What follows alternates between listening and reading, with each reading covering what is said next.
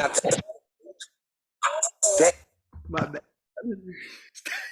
Wow. It's Sunday again already?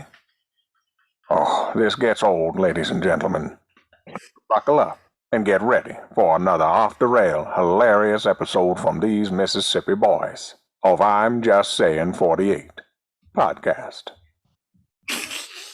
Thank you, Mr. Freeman and Black Youngster. Lovely yet unique intro. Get your shit in there, man. Ladies and gentlemen, if you're new to this, welcome. If you're not, you know who I am, you know who I be, but obviously we shall say that for last. I usually talk your heads off, but I'm not. I'm gonna say that for the show. At this time, this is when I bring in my players.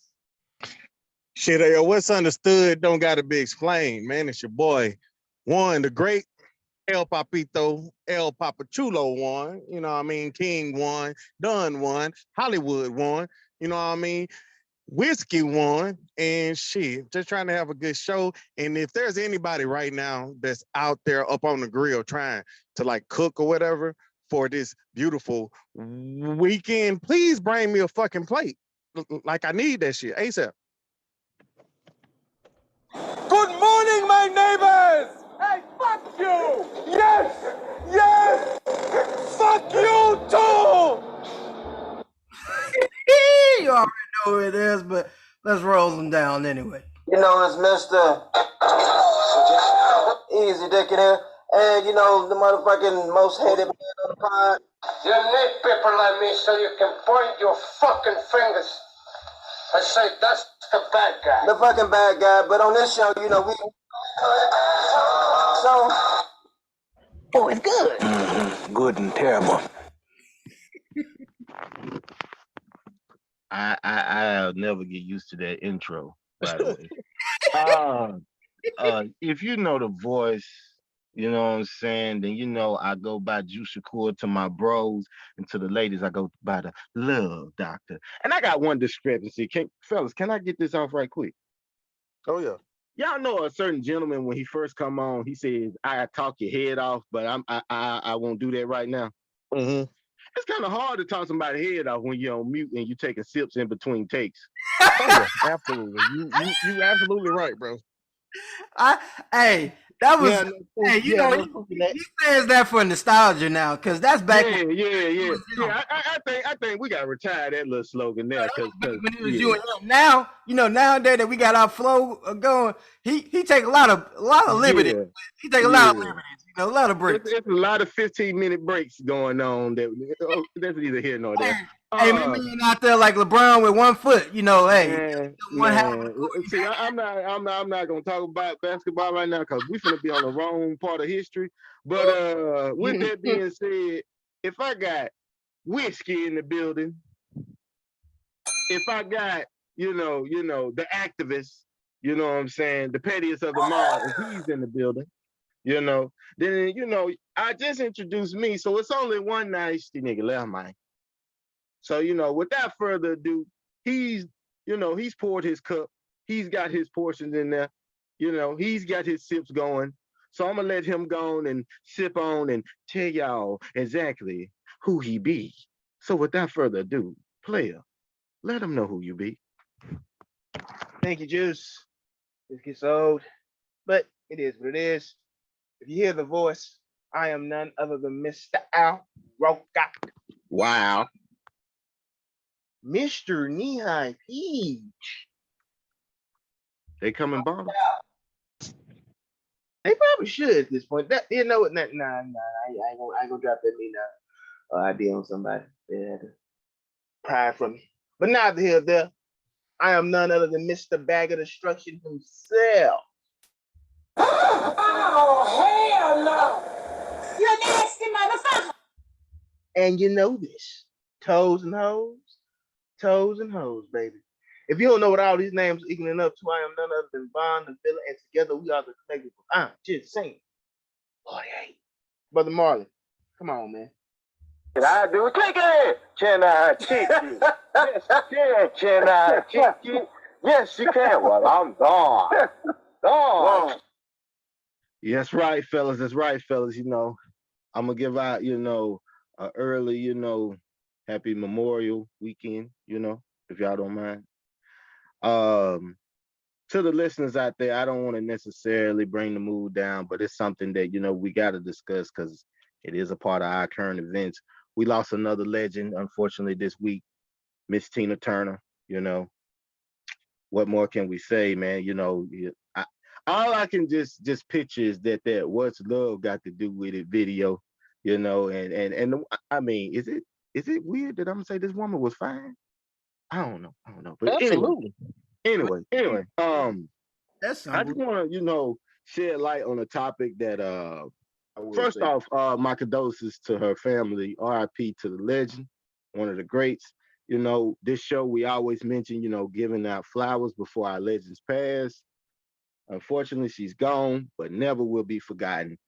With that being said, fellas, I want to bring something to the awareness and to you guys' attention. And I just want to get y'all intake on it, if y'all don't mind. Here it is. Is it a trend to bring up negative moments when Black celebs die? We've seen it with Kobe. We've seen it, well, I've heard it with Jim Brown recently. And hell, who can forget about Michael Jackson? So we got Tina Turner now, as far as recency. And I just want to get you guys' opinion. Is that a thing, and why is it a thing, if it is? For me, I'll jump it off. Other two people's refueling. So, for me right now, like I would say, this crazy perfect timing because I heard Bo Money Jones and he always like balanced it out, and like his point was like shit. I wouldn't say it's just black people because like I think it's social media overall. Like whenever somebody died, whatever, you have the people who try to be respectful, and then you have the people who like, well, y'all bigging him up like he was this because most people try to be don't talk ill of the dead. That's what we was taught. If I heard 1,000 times, whatever. Right. But some people be trying to point that out. But what Bo Money Jones said, he was like, you can't fully discuss Jim Brown without saying like how he was the activist, how he did those things, but he's also was what we all are, human, which is what we sometimes forget that and don't allow ourselves. Well, especially in the U.S., you can't be human. Where humans are, they make mistakes. They have good and bad that come with them, but that good, that bad don't diminish all the great things that he done and the things that the person he was, whatever. So, but that's the thing that get lost in that. We all, whenever we big up somebody, they gotta be this old perfect thing, like we all running for president, which none of us are. And like I said, and it's always easier to point out somebody else's flaws because it's not you or whatever. Oh yeah, he wasn't this good dude, he wasn't this or that, to make yourself feel good. But the truth of the instant is that all of us have those issues or whatever. So I don't feel like how Bo Money said it because I know the issues that you're talking about, and the people don't know about it, whatever, about him being young when he was earlier, like his problem with women or whatever, so like that, being aggressive, different things like that happened in his life. But that's the thing. All you telling me there is that this was a man, and this is where a human being that had issues. But if you think those things take away from the impact that he done for us that we still feeling today, then you're idiotic because it don't. And there's nothing to be ashamed of because he's gone and dead or whatever on that or whatever. So that's like everybody try to play judge, but none of us are judge. There's only one true Most High who knows what he's going to decide on that. And that's none of our place and none of us know. But you're doing the right thing. And most people who want to give that moment praise is not in the wrong. And I don't feel like it should be seen wrong or that you have to say something bad about a person because of all the good. It shouldn't be like a give for take. We should be able to respectfully say that somebody was great in this moment. We're not saying that, that's why I feel like people get messed up. When we saying these things about people, they thinking we saying this person was perfect. And that's never what we saying. we're saying the impact they made is being felt. So, I mean, you like put that shit exactly like where it was supposed to go. Like that was perfectly said. And the only thing that I would just say to add on to it is just also we're up in the time of social media. Like there's always the people that have it in their head. Yeah, all of the like trying to say like all of the good stuff is going to get some likes or whatever. But if I say, how horrible the person is for like this or that, that's going to get, all the retweets and get all the attention of everybody. They're going to hate me and talk all this shit, but it's all about the eyes anyway that they want is the attention regardless. So yeah, I personally think we're up in the world to where people personally will like try to say some harsh things or some evil things just to get the damn attention. So yeah. Go ahead. No, go ahead. No, I think Juice said this. So, shit. No, I was referencing Jackass. I think Juice said this. He's talking about episode. Fuck, read your fucking mic. He said it's some episode so many ago. He was saying the first piece of negativity will reach the masses for any source of positivity, not verbatim, not word for word, but basically this is what Juan was speaking on. We live in a world. I mean, it's hard to say now. I think it's always been like that. I think it's easier. People can come together and conglomerate over negativity opposed to positive. If people find a unique and a divisive idea or person to dislike, it'll bring them together more than, love or admiration or positive affirmation. So I think, not to be long-winded, because Marlon just said it so beautiful that Juan just follows back and simplified it. Negativity just gains more exposure. It's easy. This person, that's so great, that's so great, that's so great. Imagine this one person standing in an arena full of millions of people, everybody's giving positive affirmation after affirmations. That one person that said something negative, rather it's factual, it's basis or whatever, the whole arena is gonna look that way. Even that person, like, what? Right.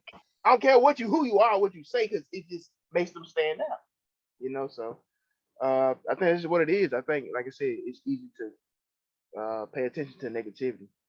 That's it. Well put by all three of y'all. I mean, just to end this, reason why I brought it up, because I was just noticing, like, when, public, figures, like big time celebs, especially of the African American culture, they die, and then all of a sudden you get interviews from people that knew them, and then you get interviews like Gayle King. Well, Kobe in the case. I'm not gonna lie to y'all. When Kobe died, that hurt me. And it's crazy because my cousin will tell you, I wasn't a Kobe fan at all. But the crazy part is I learned to respect him so much more when he walked away from the game.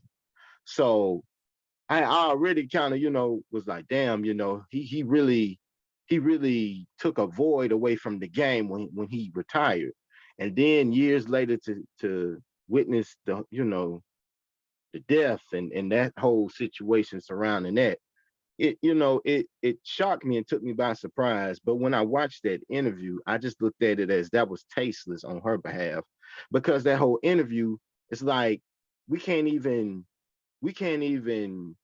talk about that one little incident. And I don't want to say little like it's something that you sweep under the rug, but it's kind of like that whole interview got wiped away because of what? That one incident she brought up, right? Let's go to Jim Brown and the whole, the abuse allegations.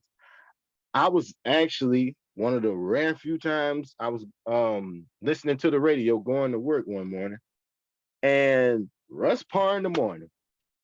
And out of all places, I'm thinking, they sending their condolences. And then right after that, it's like, yeah, you remember, back in the day, those allegations come up. And it's like, where do we go from sending condolences to let's talk about the negativity?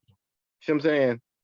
Now, I'm not saying gloss over it or ignore it, because at the end of the day, your past is your past, and you got to walk, that fine line of what you did and stand tall in your wrongs just as well as your rights. But it's like that right there just kind of threw me off. Michael Jackson was literally being made fun of while he was in his last days. This love and praise that they give this man, I'm not saying he didn't get it while he was alive, but it damn sure wasn't no sympathy going on for the man while he was here in his last couple months, years, or whatever the case may be. And the fact that it's kind of like now it's like a unspoken rule. You don't, if you're a comedian, you're on stage, you really can't say too many jokes about MJ. But I remember back in the days, that was people's whole punchline and setup. A million jokes about Michael Jackson, but I digress. And like I said, that one case, case is because, motherfuckers tried to sue the man multiple times for some bullshit that he got acquitted for. He went to a trial and was found not guilty, and people still, try to condemn this man. Then we move on to Tina Turner, and the reason why I bring her up, because it's like, fellas, let's be real here. We all, around the same age pool, and literally, what is Tina Turner's most famous accomplishment or most noticeable thing about her to this day? Being an abuse survivor. Abuse survivor. Her movie to me overshadows a lot of her career, and that's sad to say. Right. And from I can tell you from your cousin or whatever, she's read both her autobiographies. It get a lot graphicer than what they showed on that movie too. So it was a 1,000 times more worse than even what that movie scraped or whatever. So, but yeah, you're right. That's what people know when they. I don't know how many people out here eat the cake jokes or different that we as constantly in our society, or whatever. So yeah. And I mean, it's conflicting stories, because you hear people that knew Ike that say, "Hey, it wasn't like that. It was actually both fighting and this and this." I wasn't there. I wasn't. I don't know. That woman she's passed on. She's gonna have millions of fans and loved ones that's gonna miss her until the end of time. We don't know. We weren't there. We can only just go by what was put out there to the masses and come up with formulate our own opinions and views. With all that being said, with all these Black celebrities, it makes me go, okay, I'm not trying to necessarily point the finger, but it makes me go, okay, how many scandals we've heard about JFK? Numerous. But how many times do they just get brought up and then that's the end all be all? We can't talk about nothing else but his scandals. They really don't do that, because he gets mentioned in history books, and he get mentioned as if he was the best president to ever walk God's green earth. Am I lying? Certain platforms, they really talk about the scandal. I mean, I know him for, because I wouldn't have. I mean, Elvis Presley. I mean, he gets considered like a god in some places. That still don't deter. I mean, he was out here messing around with underage women. Yeah, they can say, well, that was the times, and times was different, and this, that. It still don't negate the fact he did it. I mean, if that's the case, a lot of the times when Bill Cosby and the whole drug scene that they were indulging in, and ladies and all this and all that, that came back to haunt him, and that was at a different time frame in the world. Am I lying? Yeah. So Elvis Presley, same thing. So what we just supposed to ignore because it was the times? Okay, then I'm gonna throw a random out there. Joan Rivers. Joan Rivers was on TV and she was seen as this positive lady, but as soon as a reporter asked her anything about Michelle Obama, she had all the type monkey jokes and transformer jokes and racial jokes she could throw out there. When she died, nobody was around here talking about, oh, that woman a racist and all this and this and this. Oh, she got admiration and viewed in this golden light. I'm just saying, it's kind of hard to feel unbiasedness when you clearly getting it slapped in your face constantly. So That's all I wanted to say. I just wanted to bring awareness to that. And y'all, man, y'all killed that question. Appreciate that. So yeah, man, RIP to all the legends I mentioned, no matter what you've been through, whether color, creed, whatever. You're no longer here with us. So, hopefully it's a better place. And we move on. For sure, man. Shoot. I think it followed me next, fellas. This question right here, I had it in the bag for a long time. Like I said, I've been pushing, the more on the mental health thing for sure. And so this following in the line of that, where my thinking of it was, and we can talk about it as dudes or whatever times that we experienced it. But the question basically is, do people just say they okay just because a dude, or like just because that's the thing to say? You don't really want to share too much. And the second part of that question, do you as a friend really want to know what go on with your friends on a day-to-day basis, like ground level type thing? And like the question, like I said, my mindset for this, I'm thinking about for me, I don't like I'll call it like dumping on people or whatever, especially because I'm not around any of my family, I'm not around any of my friends. So me dumping my day-to-day stressors and stuff on them, it's nothing they can physically or so do for me. They can give me you can get through it and all that kind of stuff, but it's nothing really they can do. So I feel like that's more coming from a selfish aspect to do that on somebody. So that's why I prefer this. When people ask me what's going on in my day to day, I'd be like, oh, everything okay. Because I want them to, all right, my boy is good and they can keep going on their day or whatever. They don't have to put that burden of me on top of whatever they're going through. Because I don't talk to everybody every day. I talk to you like, you're in my spirit or so like that, on and off and here and there. So I don't feel like it's fair of me to dump all my issues on somebody who I don't even talk to frequently like that or so. And all right, so I personally think there's just like a common courtesy kind of thing to whenever a person asks me if I'm okay, I automatically say, yeah, I'm good. I could be going through hell. I can be going through a lot. I'm just gonna automatically say, yeah, I'm good. There's a smaller amount of people that I do like actually get into like the depths of like all the shit I'm going through and all the stuff I'm trying to handle and all of that kind of thing. But for like, I probably say 80, 95% of the time, I'm gonna say I'm good regardless. Like, I don't care. Like, I'm always have that just off of, because I'm not trying to put that burden on somebody else. But up in another note, I'm also the kind of person who is always there to like hear, all the problems from everybody else and all of this stuff. And I'm not gonna lie, sometimes it is a little draining. Sometimes it is a little like tiresome. So I can understand why I don't like always just try to put it out there, because I'm always that person that, hear what this person doing or why it made them feel this way and all this or whatever. And I used to always say, who helps the helper? You know what I mean? Like, I've always been that person that helps, and I'm always that person that is trying to hear you out and try to do all that. But who helps that person? You know what I mean? So, like, for like your question, absolutely, I'm gonna always say I'm good. And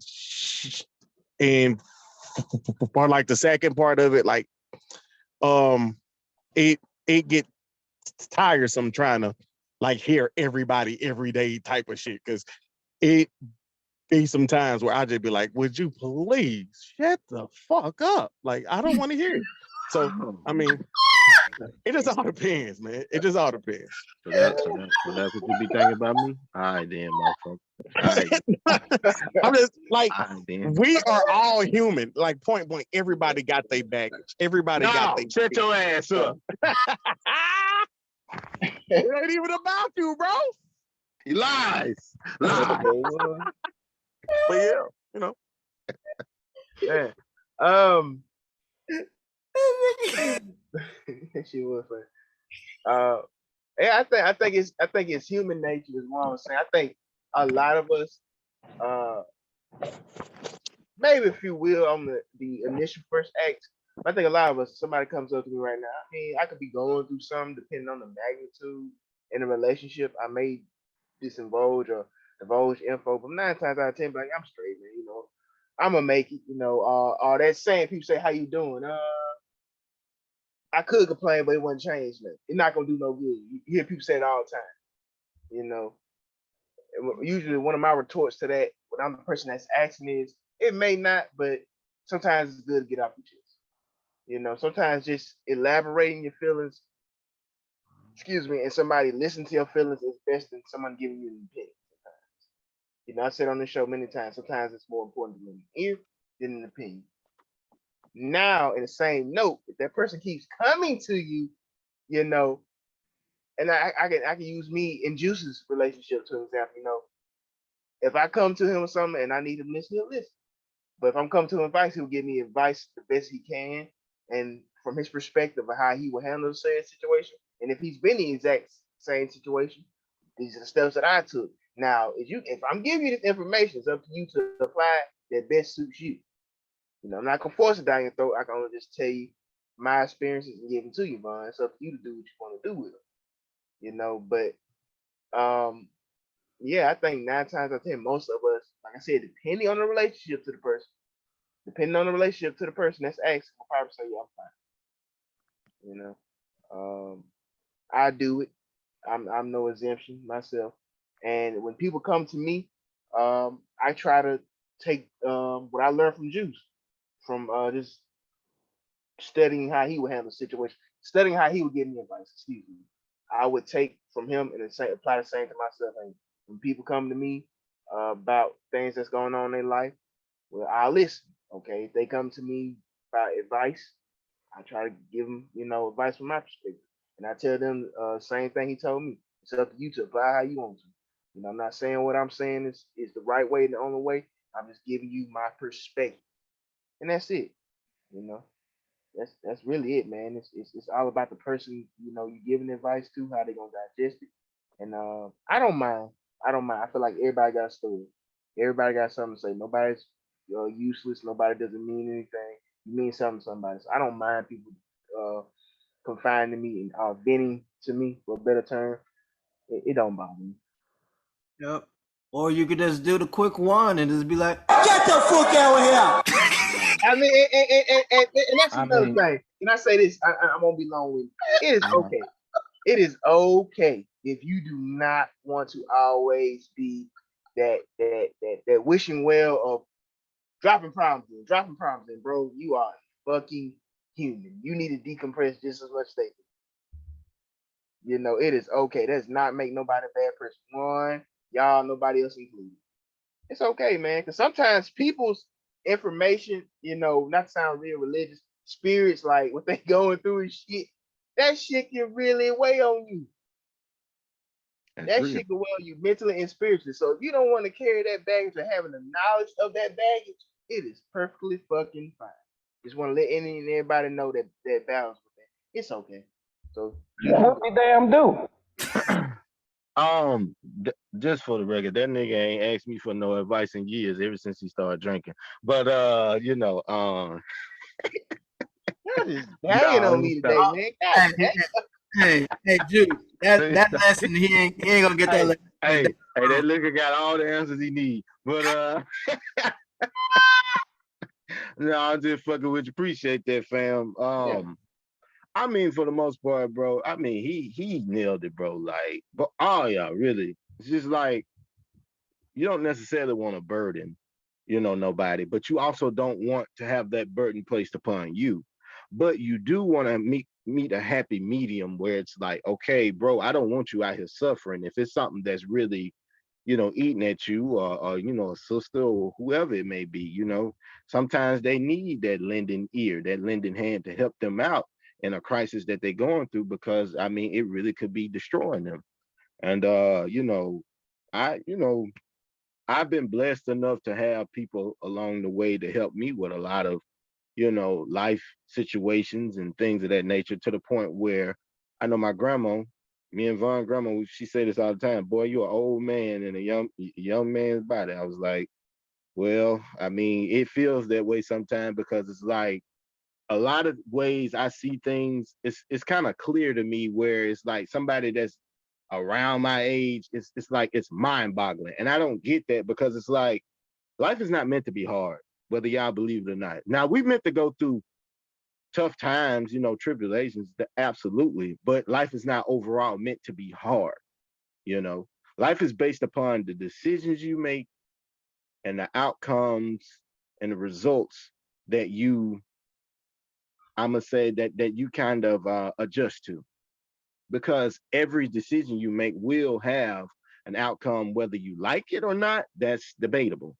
And a lot of times we get caught up in life where it's like we just looking at that particular moment instead of looking at the overall totality in the long haul. And I know it's crazy, because I know Warren got on to me about this, 1 year when we was on here, and I was saying, yeah, my such and such birthday, I'm gonna do this. And you was like, by the Most High's will, by the Lord's will, you'll get there. And he absolutely right. And I'm glad he corrected me on that. It's hard to not live in just a certain moment, because that we're human. We're only taught to live day to day, right? But we have to live with wishful thinking that, we're going to see, the next couple of years or months or whatever the case may be. So whatever you're going through at that moment in time is not meant to last forever. It's only a stepping stool to get you to a bigger purpose, if you have the right faith behind you.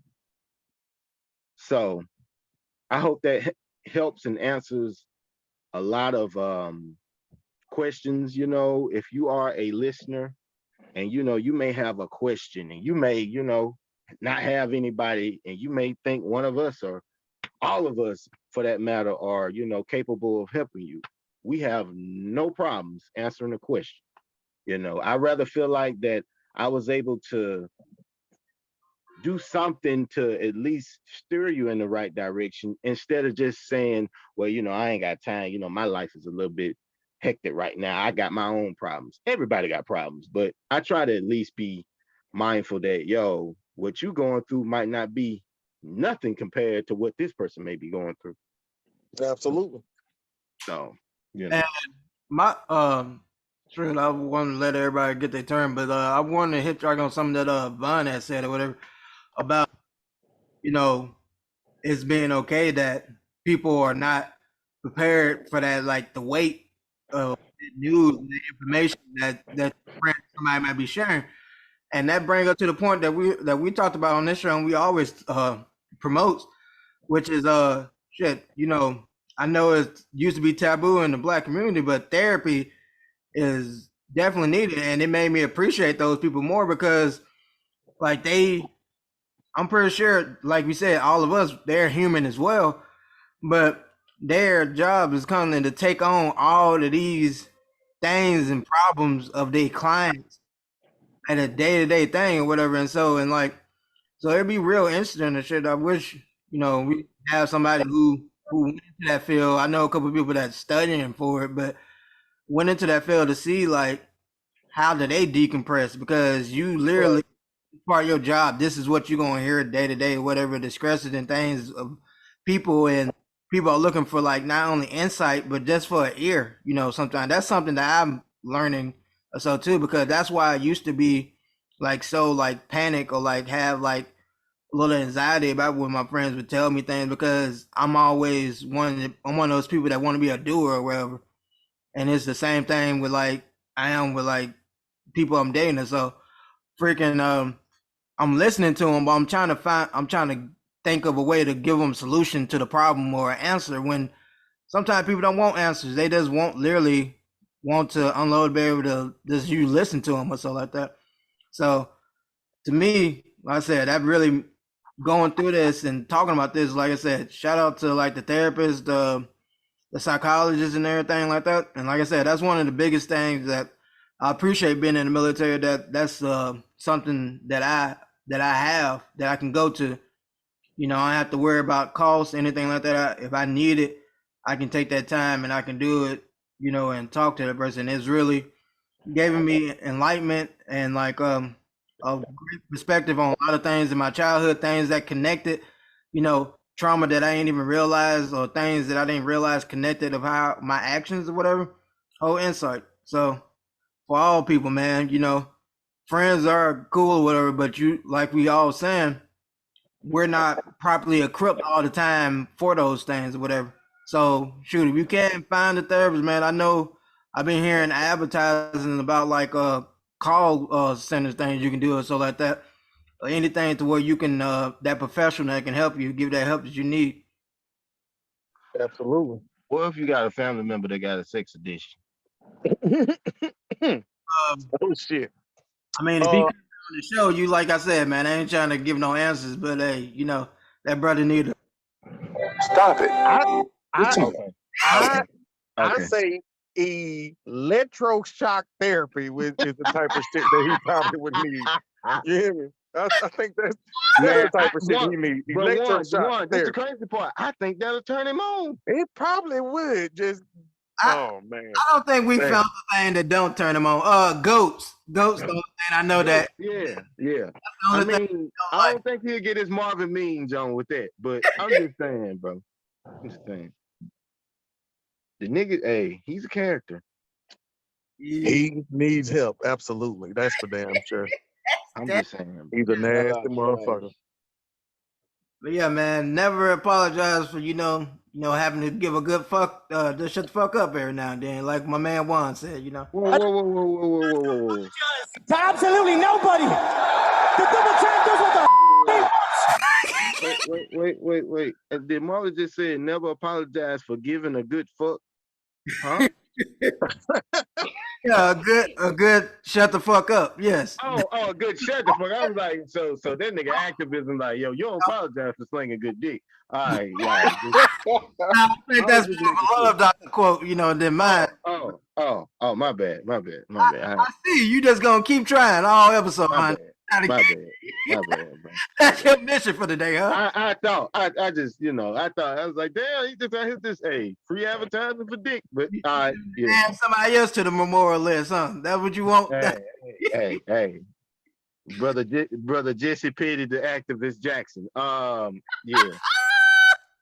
Hey, bro, I'm trying to get on your level, but if not any more statements, we can move on to the next segue. Yeah, man, falls upon me. All right, guys. And I want your honest opinion. If you have seen the film, please elaborate what you thought about it. I hope everybody here has seen the film. Basically a remake of White Man Can't Jump 2023 version, starring Tyler Hero's friend Jack Harlow. And who has seen it? Who hasn't seen it? I've seen the trailer. I haven't seen it. I've watched it. It was pretty good though. Like I ain't just got anything bad to say about it. I mean, I watched it and then I rewatched the older one. I don't think it was more so of them trying to like play the exact characters or just trying to be alike or whatever. It was just the White Man Can't Jump for this kind of generation type of shit. Right. Or whatever. And try to modernize it, make it more relatable to today. Yeah, and I think it was pretty good for like Jack Harlow or whatever. And it's crazy because like I also watched him up in like the new episode of Dave, and that shit had me dying laughing. But like I think he's okay as an actor. I ain't just trying to say that he, good or anything to that nature, but he was okay for that role and for like how he played it. I think it was a good quality movie. I ain't gonna say it's a top notch. I ain't gonna say it's something that everybody should see, but I think it's good. Okay. I didn't watch it. I saw the trailer. It looked pretty decent. I ain't gonna lie. I'm always be an original guy because that's one of my movies. It's one of my faves. Right. Billy Hoyle and Sidney Dean. Come on now.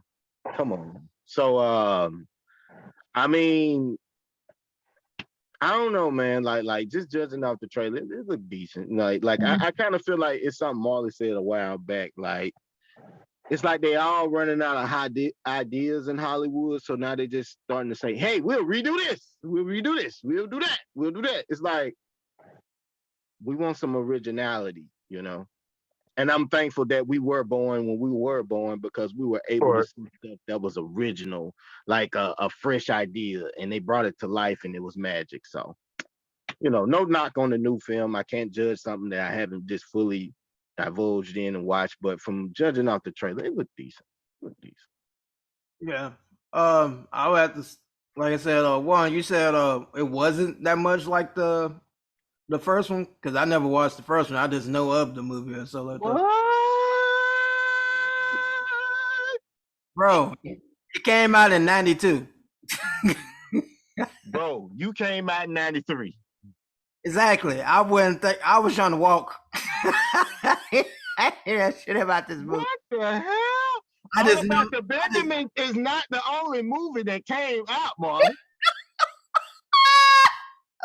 I was gonna get to that, goddammit. I was gonna get to that's why I don't feel like I'm the best movie critic there is, cause shit.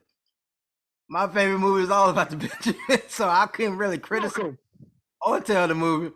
I mean, shit, I just watched I wouldn't even say B, and pretty sure that shit was a D-rated movie about the special effects about Medusa or whatever, and so that I was like thoroughly entertained about. But I'm pretty sure everybody was like, did they make this shit on their phone? But like, that's just me. I just like entertaining. I like a good story, you know? So it was like, it had its hilarious moments, whatever. I felt like it was a couple jokes that was trying to try too hard or whatever. But like I said, I don't have a reference, you know, point because I never watched the first movie or whatever. So, and Bun, you talking about his favorite friend, Tyler Hero. Tyler Hero was in the goddamn movie, so Exactly. so it went his favorite friend. He made sure that nigga was in the movie with him. But Were you on the KLC commercial with that nigga too? I don't know, but I know he was in the movie with him. And what he said about him in the movie, how he fried up Stan Van Gundy, make me believe that shit was true. My nigga said a joke about his fit, and this nigga shitted on his whole career. I'm like, God damn. Vaughn, you can't got believe English it. shoes. I'm like, God damn, man. He didn't need all that. Man, everybody's sensitive about this shit. Everybody got something they sensitive about. But I gotta agree with one. I didn't mind it. I couldn't help but see kind of like people had their 2 cents on it about social media. You know, you can't help but glance over it or pay attention to some of it and just scrolling. But I didn't mind it. Obviously, touching on the previous Mortal Kombat, touching on the Coming to America 2 film. If you're looking for the original version and these remakes are these sequels that are, long, production wise after the original, you're coming in with the wrong mindset. Like Coming to America came out in late 80s, if I'm not mistaken, right? 88. 88. Okay. Coming to America 2 came out in 2020, 21. Yeah, Peaches and her sister was long beyond. Never mind. But go ahead. But you see, like the generational gap in what these producers, Right. these Two different times. Right. Not to get so off topic of the original question. It's gonna be different.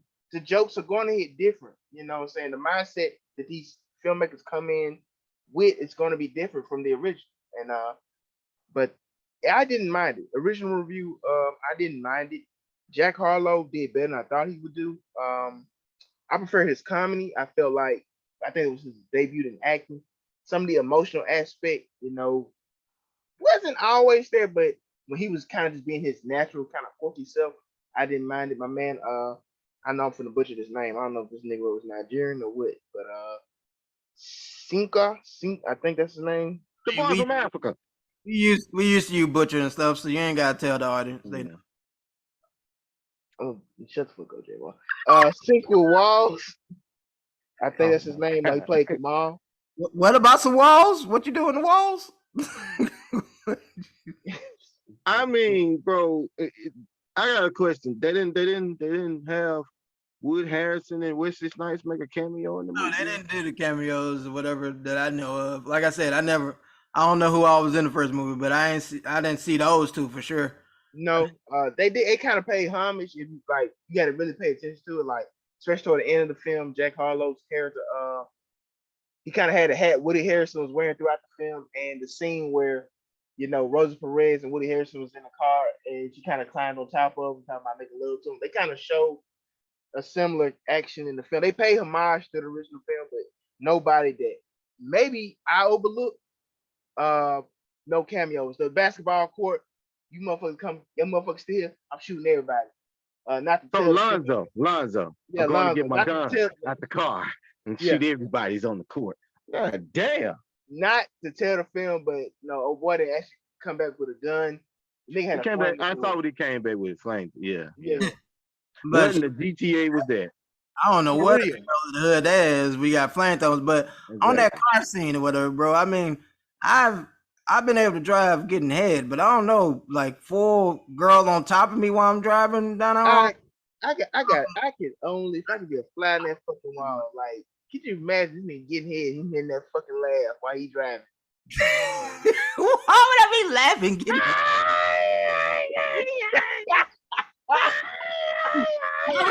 Why do you even think go together? And that's the nigga busting a nut. I would never. My body count be low if that really was true. I know my laugh ain't the best. You think we be doing this while girl down there, she giving the best she got. Next thing you know, she's this nigga bust out no. What the fuck? Nah, man, I know that's like sensitive moment for both people. So I don't laugh at people, even if they are trash. Giving it. I let them go by their way. Fake it till you make it. But no, I'm just saying, like for me, I feel like that'd be difficult in the movie. I don't know if can y'all tell me how the hell y'all adjusted both of those at the same time? Because like shit, they was on a street, like Lover's Creek, but like me, like I was on like a highway when I was getting head. So I'm like, couldn't imagine doing too much more on the highway when you already nah. And you got two people, and you got like to pay attention to the cars around you and shit. You gotta be on the back roads, Oh Lord. I mean, maybe I'm speaking off experience, maybe I'm not. That's what I'm asking. I'm trying to see is it not as difficult as I don't know, man. I don't know. Just I'm gonna say some back roads. That's all I'm gonna say. Just make sure she forward, right? You can't be doing doggy. That's when you really ain't fucking. Whoa. I mean, now if you're just trying to get your cut on, you're gonna have to pull over and just do what you gotta do. You ain't got time to be trying to crash in some pussy.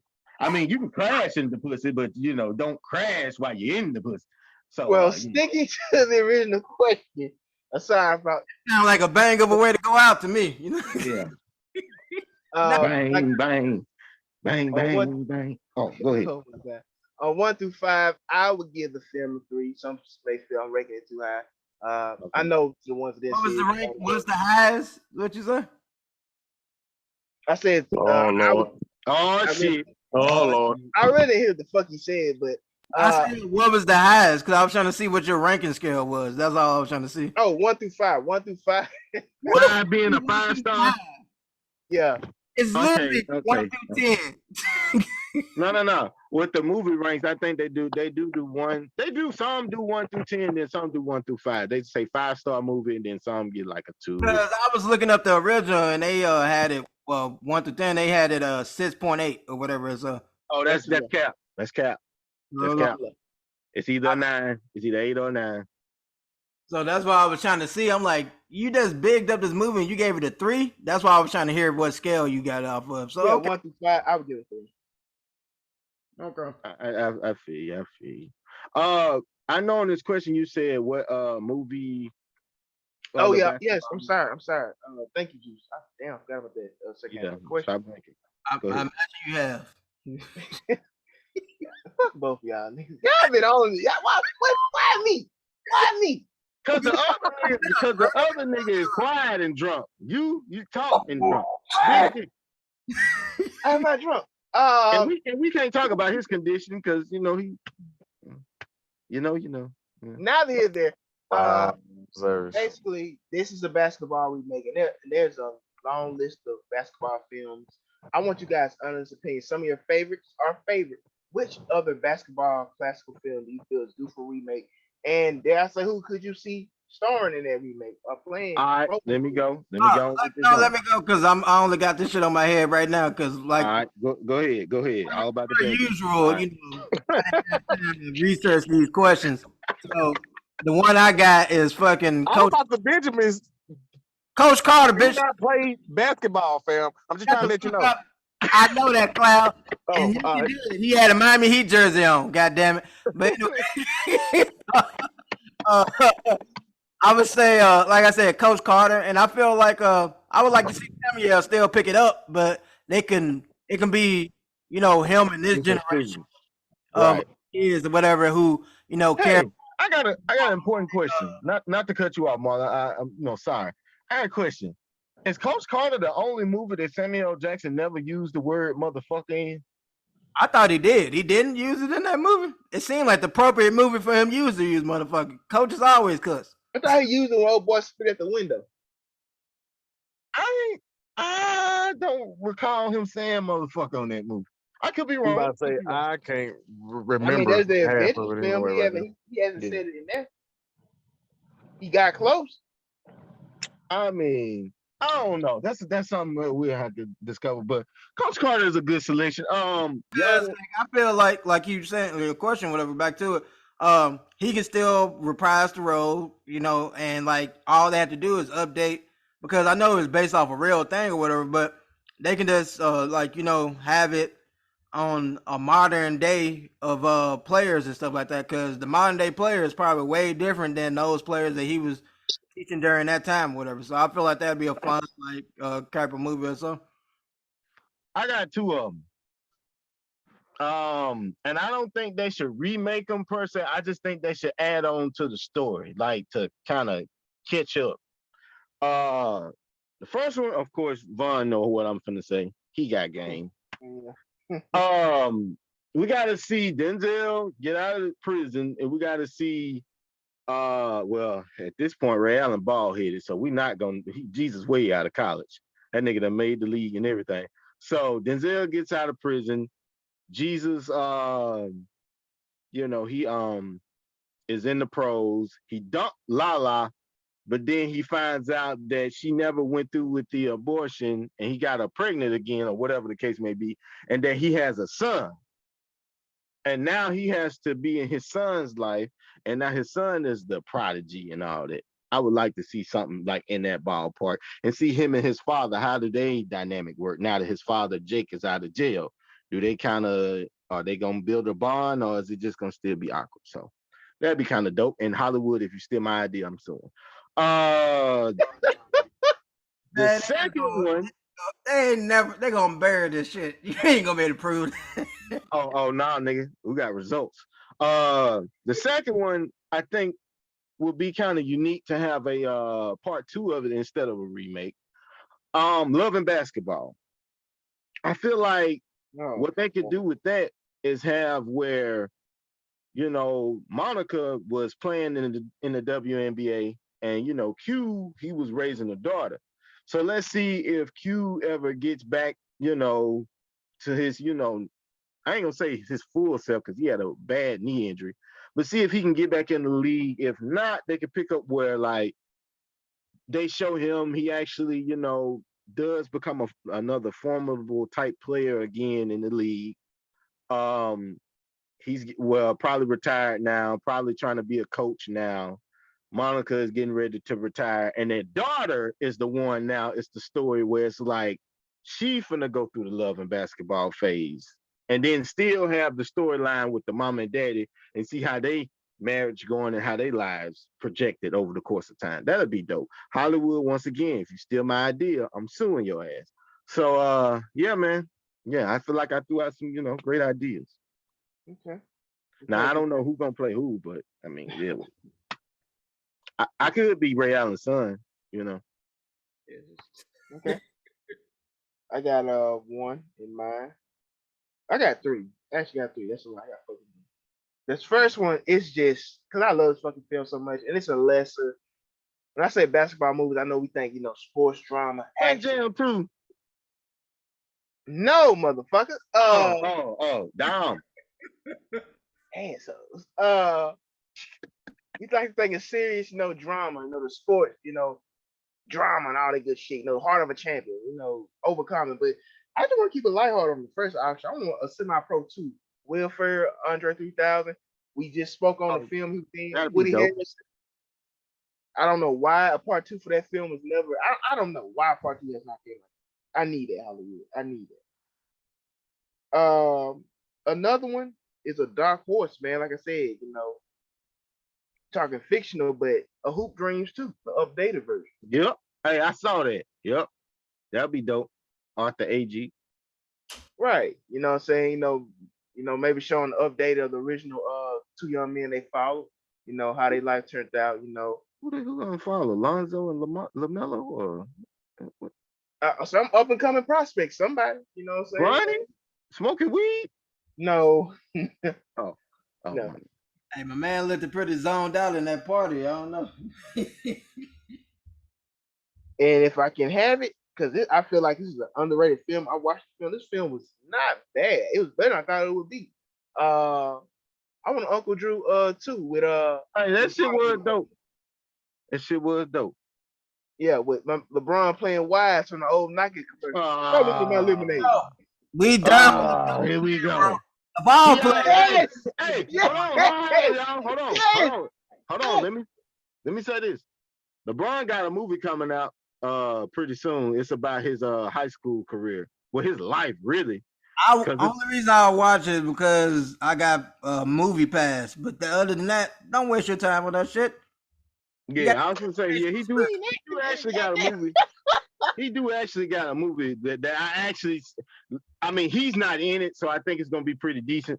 So it is about his life. So, yeah. I'm just saying, bro. You know. Talk about how Kawhi is a robot. LeBron, I mean, I know it's because he been like programmed like the PG the right answer since he was like in high school. But goddamn, man, show some kind of damn emotion. The only emotion I seen is when he did that Harlem Shake video with Miami. That nigga had that.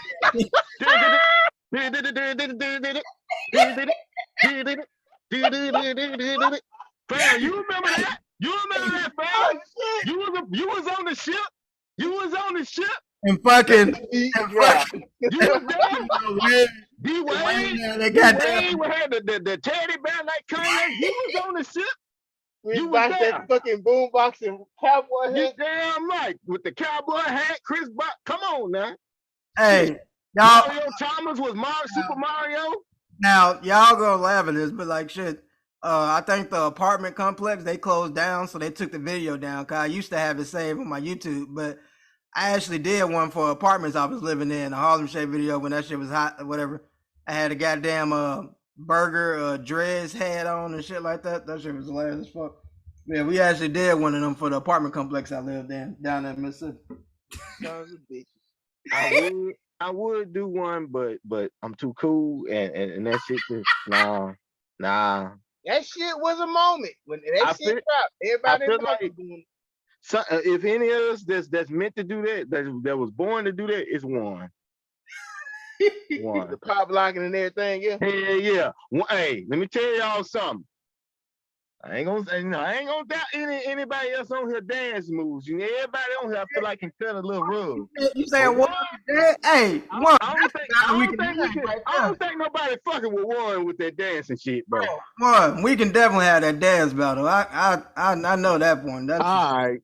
Okay. Hey, let that shit be known, John. One get down when he get down. Bro. Hey, bro.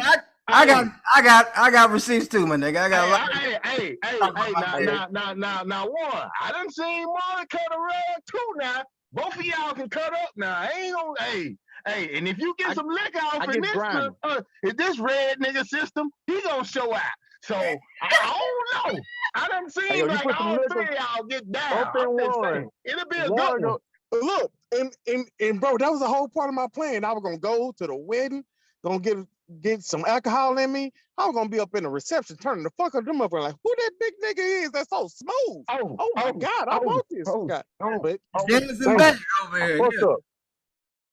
Fam, I'm just saying, Got to be hey, more I done careful. seen all y'all cut a rug, bro. I'm just saying, like, shit gonna, hey, How good is that knee, bro? That knee good? hey, Hey, now, hey. Hey, I'm it- asking. I'm 'cause- all right. it's Hey. them Achilles. That's all it is. Oh, I happen to say, because, bro, you know, you got this athleticism, bro. You can go learn how to block a little bit. Hey, get you some of that SFL or USFL. Oh, man. I wish I could, but boy, these motherfucking knees is just bullshit. They fuck pussy. Hey, bro. Every time I ever tried to do that, I fractured. Hey, bro, it's Broken. just a couple months and shit. That's like a quick, like $70,000 right there, you know? Oh, God. Listen. Everybody ain't Michael Orr. Stop. You not saying how fluent he was. You don't think he could come out there? I said that's dancing. We not talking about contact. Hold on now. You don't believe in my man? I think my man can get out there.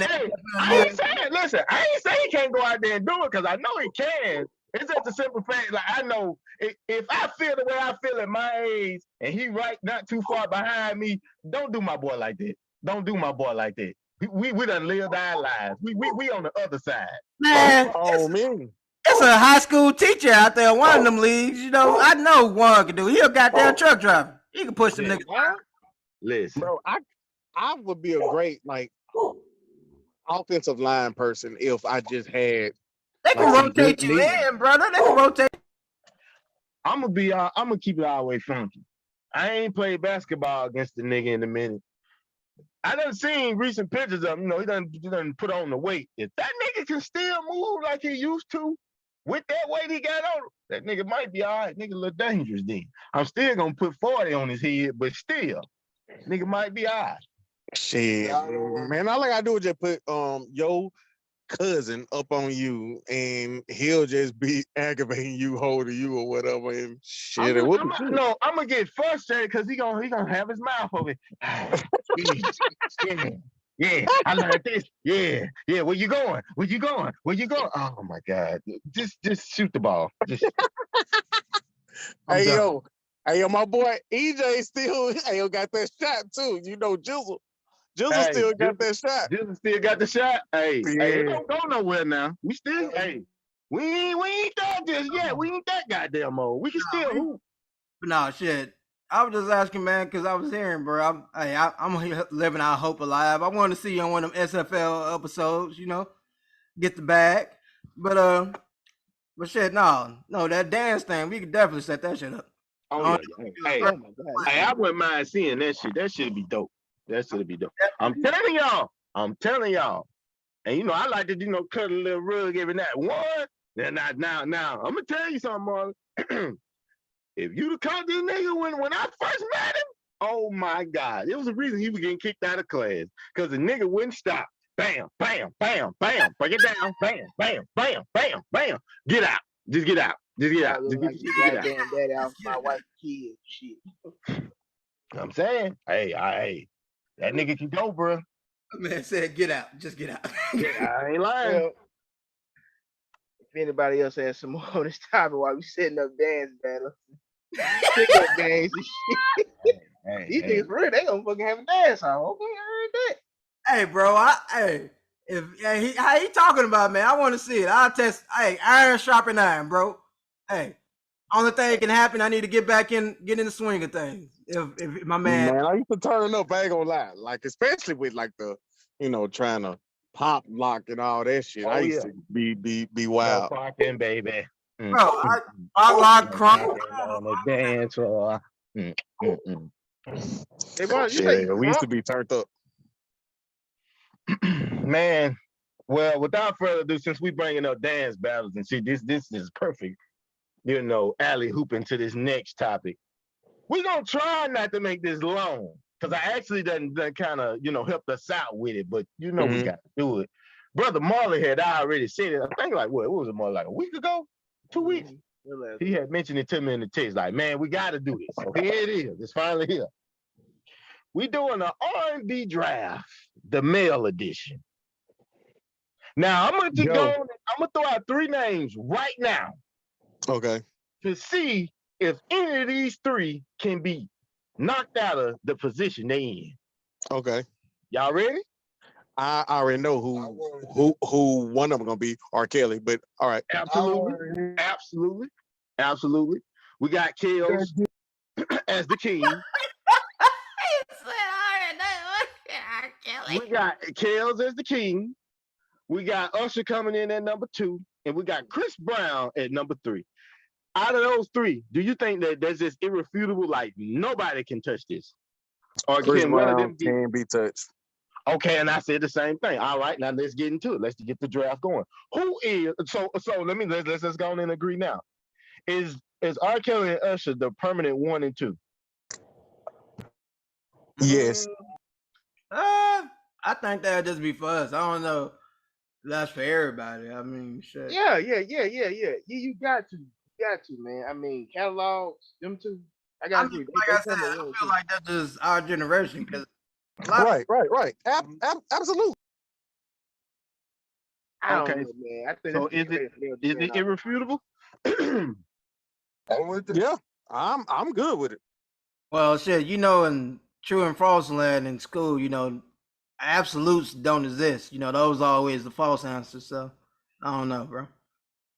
I don't want to just say So thank you, Molly, for saying a deep nothing. bro, I don't know. I can't say it. I can't give it. Like I said, bro, like this. That's the thing about sure. When I'm listening to podcasts, I'm always trying to get the true authentic answer, bro. I can't just say them 2. For me, fuck that, bro. Them niggas number. Hey, them niggas it. Right? I mean, Stop trying to hear all this over intellectual ass shit. like, You keep that shit to yourself, my nigga. Right now, the motherfuckers you fuck with, the motherfuckers you like, nigga, we ain't worried about everybody else. Fuck everybody else. Smokey motherfucking been around for decades. How he ain't on list? We talk about the Isley. That nigga been around for decades. Pause. We did the group thing already. We talking about individual. We said Smokey was a damn individual. What are you talking I mean, I'm just saying. Individual, he's not better than R. Kelly. Ronald Isley, absolutely. He's somewhere on the list, but I'm just saying though, like we saying individual careers, like Smokey Robinson. I mean, he wrote for a lot of people. Yes, that is true.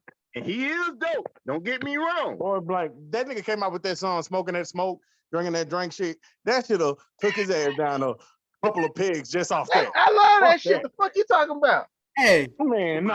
Hell no. One. That's like his savior, the light skin, like Right. I ain't gonna lie. Me and Vaughn got an uncle named Roy. That nigga put me in his mind. Fucking Smokey Robinson. I swear he do. But talking about like fucking goddamn Leon Richie. That nigga seem like that one type of niggas. But Lionel Richie, who is Leon Richie? that's his cousin. That's his brother. Nobody knows. This nigga here, Lord have mercy. Yeah. Talking about me, motherfucker. Yeah, be the God. The nigga with the goggles.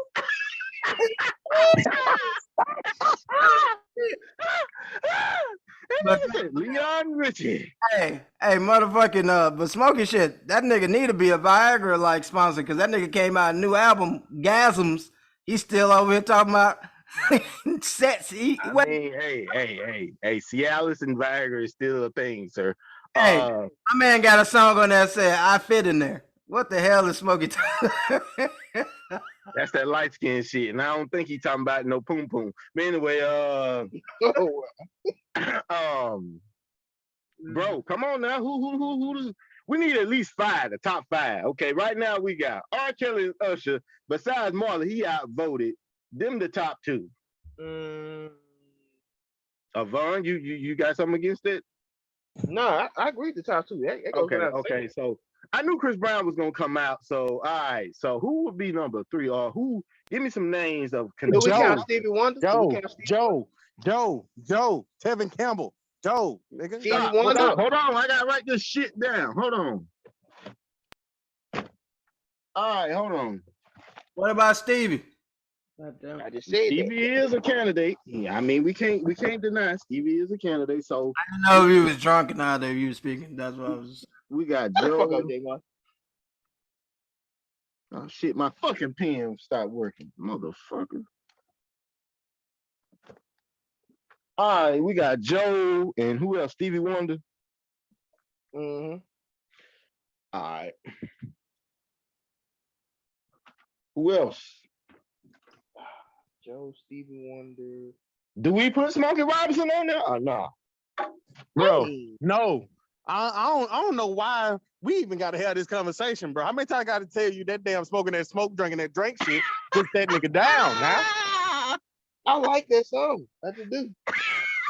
Bro, I would expect you to like it, Bun. I would expect you to like it. So you don't do none of those things on that goddamn song? No? Maybe you need to stop gang banging, nigga. Yeah. Bro, I'm not about to with you, bro. I'm not. Oh shit. Shit. Oh, Mr. High and Mighty now. Okay. One, that nigga said, I like that song. Oh, me, like, bro, stop trying to sing that damn. That nigga like that song. Oh shit. Boy, y'all got me over here choking. Hold on. Joe, Hold on, Stevie so- Wonder. How do y'all just feel about Joe though? Not enough I mean- meat on the bone. What? I mean, I'm gonna say this. Joe is Not enough underrated. meat on him. What? What? I'm sorry. Hold on. As soon as I get out this damn stove, just give me a little time. Uh-oh. Let me throw out another name before one go nuclear on Vaughn ass. I like that song. I'm gonna throw out a name. What about Marvin Gaye? Oh, come on. That go without saying. How could we forget about him? I would have him than Smokey. I mean, I do like that song, but I mean, catalog. I mean, I don't know how his body will work or whatever against the other people you're talking about. So. What the fuck, Marty? Like, look, I'm gonna say this and try to be respectful about it. I know we basically the same age, and I was a child. Bro, I know Marvin Gaye. I'm talking about. I know he died earlier, whatever. That's what I'm saying. I'm talking about Usher and Kelly. Like how long? I'm asking. So you don't know their body of work. His body of work got to those or whatever. So You will fucking never tell know their body of work. I don't know all his songs or whatever. That's what I'm saying. Oh shit. I don't know this every ain't song hilarious. by. I know like literally every song by fucking R. Kelly and fucking Usher. That's what I'm saying. I don't know every song about Marvin Gaye. I mean, you ain't gotta know every, but I mean, I know you know a good bit. Yes, I'm saying like is that long enough to like compete with those or whatever? Because we talking about for one and two. I mean, yeah, bro. Like, I'm sorry. Are we talking about for one and two, or what are we talking about? Because my shit had cut out for a little while. Cause I'm saying, are we still debating one and two, or what are we? No. Usher, R. Kelly is number one. Usher is number two. Chris Brown is a question mark at number three. Right now, we're trying to get at least five, the top five. We got Joe, Stevie Wonder, and Marvin Gaye. One of them got to get the permanent three, or we're gonna add some more people. Or we're gonna add some more people to see who is the permanent number three before we go to 4 and 5. One finna snap on Vaughn about his Joe tape. Vaughn about to snap on you about your Marvin Gaye tape. So yeah. I just know the man died early. That's all I know. The one thing I know. Look. I understand about the title to this. There's no fucking way in here. Even if you don't know the man's entire catalog, which I fully understand. The little bit you do know. I mean, Marvin Gaye has songs that are timeless. Bro, Marvin Gaye's in that top 5. We already got our 3. I'm sorry, I don't know. I don't know what they saying. That's a top 2. Shit, they go Bun. Yes. I'm gonna need you to tell me that disrespectful shit that you told me about Joe one more time, fam. So Joe, I like Joe. I Mhm. like Joe. Mm-hmm. You tell me it's enough meat on the bone. I would have Smoker on this than Joe. There's enough meat on it. Like, bro, no. Bro, Look, man, I want to know too, but goddamn.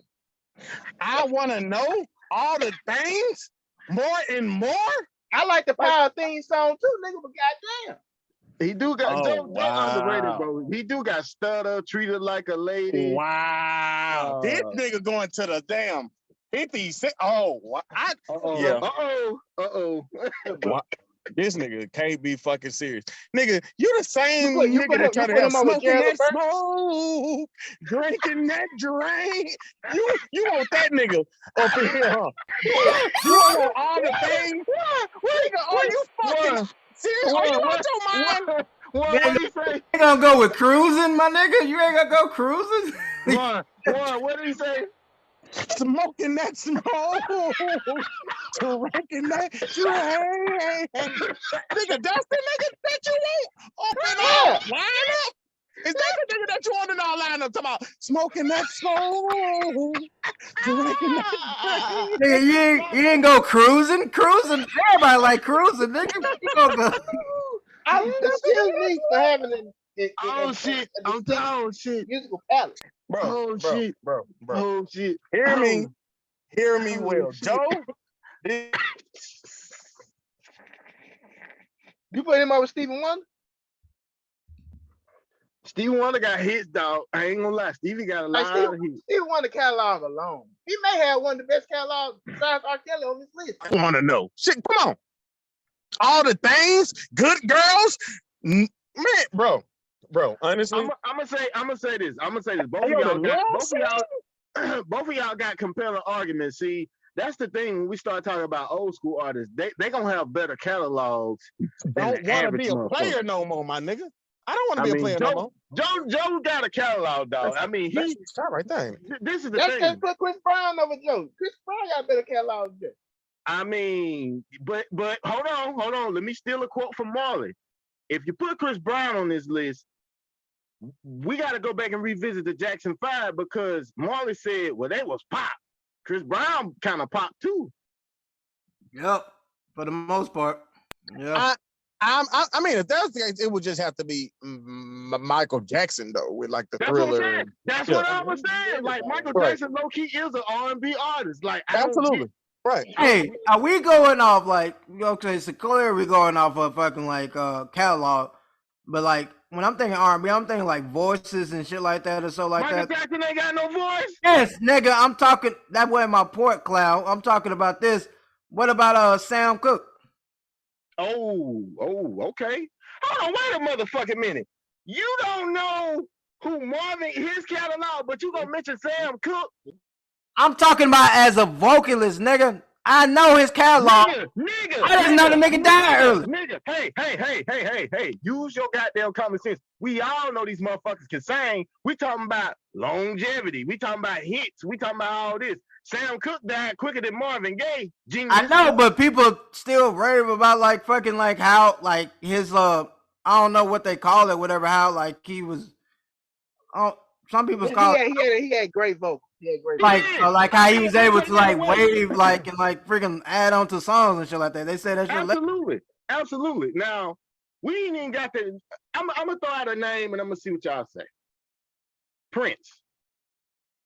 I don't know. Prince is such a hybrid, man. And like, it's kind of what you said. That nigga ain't in one category, but that nigga should be on any list. That's what I'm saying. Him and Michael Jackson are the rare exception. I mean, Prince was more rock, pop, and R&B. Yeah, so I'm like, shit. Yeah, he got a bunch of like. I just heard one song where it sounded like that nigga was fucking in the studio at the end of it. So yeah, he got a bunch of goddamn R&B, but shit, I don't know. I'm like, because if you put him and Michael, I feel like that just kill anybody. Michael Jackson is the king of pop, of course, but I mean, let's not act like he wasn't making R&B records. Nah, of course. No, I'm just saying they just. Like, I get what you're saying. I'm just saying in general, like we'll do it like this. R. Kelly is the king of R&B. Mm-hmm. Michael Jackson is the king of pop. We got to put Prince as the king of something. I think this alternative. I mean, That's music, goddammit. The nigga damn can it, yeah, I play mean every that too. instrument. You get so many genres. So I mean, Prince has got to be the. I'm gonna say Prince was a one-man band before. A lot of Yes. that nigga did every goddamn thing for his song. Yes. He didn't I trust. mean- He didn't trust a soul on his shit, except for him. I'm gonna say this though. As far as this list, you got R. Kelly, Usher, one about to whoop ass over Joe, Von talking about Stevie Wonder, Marley brought up Sam Cooke, I brought up Prince, so he's in another stratosphere. I mean, Luther, you got Luther. yeah, you still got Luther Vandross. It's Why- only 5. Why the fuck they got Ray Charles on the list? I'm looking up Google the list. They got Ray Charles on the. I thought Ray Charles was like a blues type of, you know. Yeah. They got him on this list. That's what I'm just looking at. This, you know what I'm saying. I mean- the Ray. I mean, I mean, all our parents talk about Keith Sweat, so shit. I don't know. I mean, Keith Sweat is a name. I mean, hold on, man. We're gonna go out there. Bobby Brown. No, great person. no.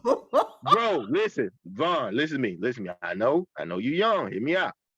He's the only person that can stake claim to when his album dropped in '88. He toured 3 years consecutively Hey, off one album. I Nobody else understand. can do it. I It's understand a that. great Juice. first album. I agree. I understand that, Juice. You know, I mean, we gave him love in the group shit, but you know, Bobby Brown, you know, shit might be the Ron Artest of like, you know, music. We still blame that nigga for. Nah, I mean, bro. No. I mean, bro, but y'all gotta give credit where credit due. Bobby Brown, I hate to say it, he's kind of like became underrated because a lot of style like that hip hop, that grittiness, he brought that to the game. Because everybody else was clean cut and baby, I'm begging and all this. Bobby Brown was like, look, bitch, I'm trying to fuck you. I'm trying to fuck you. You know? So I mean, we got Babyface. He was a clean cut dude.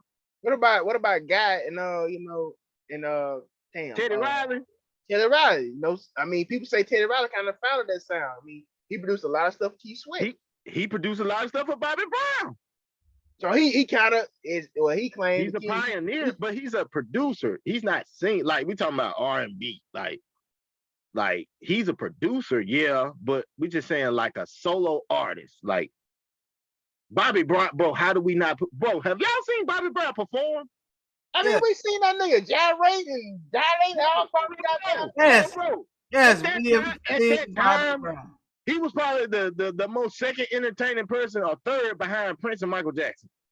I understand what you're saying, but It's not enough think meat of on the R&B. bone. When I think of Are R&B, we going off longevity? I am what we going off of because I'm seeing a shit ton of names on this list that I want to say, and I don't know how we're gonna get down to 5. So, Your ass think this shit. I mean, but that's the beauty of it. We gotta cut some names out. Because I I give you like you said, Kelly and fucking Usher or whatever, and then I don't know who we got for third, but we talking about their longevity.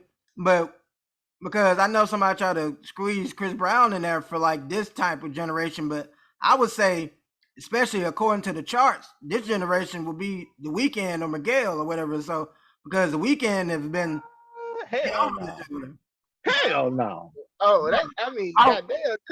That's a big hell no. Bro, I'm talking about off of fucking like you said, longevity and shit like that. R&B wise, He going off longevity. I'm not going off longevity. I'm going off It's not impact. act like he also don't make good music. Weeknd. off this but he do. generation, whatever. He's No, like I'm saying R&B off pop. impact. I mean, I'm saying off impact, bro. Like Bobby Brown, like the bad boy image was never in R&B till he started. Okay, well, if you want to use pioneer and creating a style, let's give Weeknd. Well, Weeknd and Frank Ocean, that kind of melodic, druggy, toxic hip Bro, hop. can we be real? Hold on. I'll agree with every sentiment you said, but can I bring something to the equation? Yeah. We said Chris Brown and Usher was gonna do a versus, right? Right. And one brought up the smartest point probably out of all the shit we were saying. He said the reason why Usher beats Chris Brown is because he has timeless classics that people will revisit and be able to connect to instantly. Out of every new name you just named, do they really have that effect? I mean, for their generation of people, I'd say Bro, but see, hold on, wait. That's where we having a disconnect. You said only for their generation. Let's be real here. Okay. We're in our 20s, late 20s, early 30s, right? Nigga, let's say 30s. I'm just saying, y'all ain't necessarily just hit the mark yet. All right, so here we go. Bobby Brown is what we heard growing up. You got our grandmas know them. Some of our grandmas know this song. Our mamas and daddies grew up off the shit. We was kids during this shit. That's timeless music. You can't tell me I'm gonna be riding this motherfucker singing a whole bunch of The Weeknd when I get in my 40s and 50s. You won't, but most of these motherfuckers will. That's what I'm saying. He been dominating the market. That's what I'm saying. One.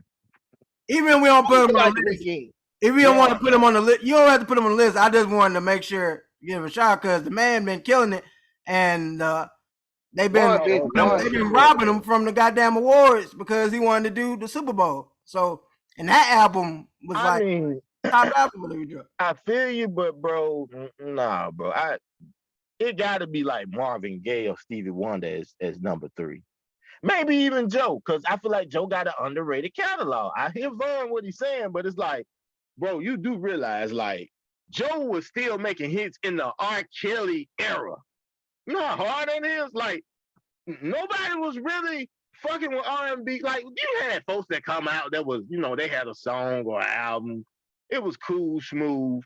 But for the most part, R. Kelly dominated R&B, and Joe was still able to come out with hit after hit after hit after hit.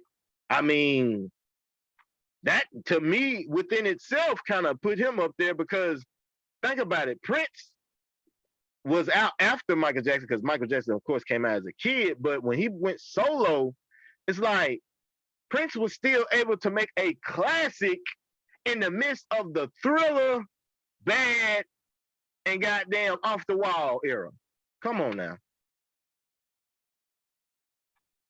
I mean, okay, we going like you said, Impact and stuff like that, who probably did a lot for R&B. Shit, Babyface. I mean, I said that too, but I mean, I'm not gonna say his catalog ain't big, that's a lie. But it's just like I feel like Impact. He was more like Keith Sweat behind the scenes, like writing, like smoking. That's what I'm saying. I'm saying though, like far as like their careers, their solo projects. Oh, we're talking about just their music. We're not talking about all. We're not talking because I'm gonna be real. If we really gonna do that, then I mean, Michael Jackson, if I'm not mistaken, did a lot of vocal work for a lot of artists. Prince did too, because Prince did a lot of Tevin Campbell vocals. I know, but I'm saying we already said that they are bigger than just we say art. Right. I mean, really you can't put them there. I mean, Tevin Campbell. Because that's the reason I was putting I had put Smokey up because I'm like all the people he wrote for along with his music. Hey yo, question. So where do we got shit or Marvin Gaye? I guess 3. One. I'm gonna put him at 3 because he like the most like they still talk about his halftime performance at fucking. Have to. Absolutely. All right. I was just trying to get an understanding. So R. Kelly, Usher, Marvin Gaye. So we debating about 4 and 5, I guess. 4 and 5. And shit. I'm about to say I see. Well, I obviously, we ain't finna say, they like my joke. But as far as old school like type of thing, I would think Barry White. I don't think so. No. I mean, his voice. I'm gonna throw out a name. But I don't think his solo career was as big as the group. Charlie Wilson. Charlie, no. I'm not gonna give Charlie that just because of the group impact. No. Okay. I mean, the nigga solo is pretty fire. I like the Gap Band. Early in the morning, find me another look. So I gotta get up. Yeah, y'all know about that. That's way before our time. But I don't know who. I think Stevie Wonder might be for though. I'm cool with that. We'll bring that five. All right, listen, we're having a problem with who's the 4 and 5, bro. Just don't put Joe up in there, bro. Like y'all need to stop Hold Joe. on. I was thinking about either Joe at 4, but I'm it's about to like say Joe should be top 5 just because he came out with the song Stutter, and I be stuttering, bro. Like, oh my like, God. Ain't talking about I feel like he understood me, Hold bro. on. Let me say this. All right, so it's Stevie Wonder at number 4. Stevie Wonder, yeah. All right. Okay, and then shit, you split this man in two. Like I said, I never heard a yeah and there about Luther or whatever. You got big and skinny. Hold on. All right. Well, if that's the case, I feel like, yeah, well, I'm gonna have to go and get Joe up out of there, because if that's the case, we talking about Luther, Teddy, Pendergrass. All right, listen. There's also Teddy. Oh no, Babyface, nigga, Babyface. Yeah, You said Babyface. We all mentioned Babyface. I mean, I feel like Luther, everybody renowned. Like, it's kind of like Luther was like the Whitney Houston. Like, people just knew like that motherfucker could sing. But then it's like, that's what I'm saying. How can he not be on this list? Then you think about Sam Cooke, Gerald Levert. I'm trying to think, man, before I just put this last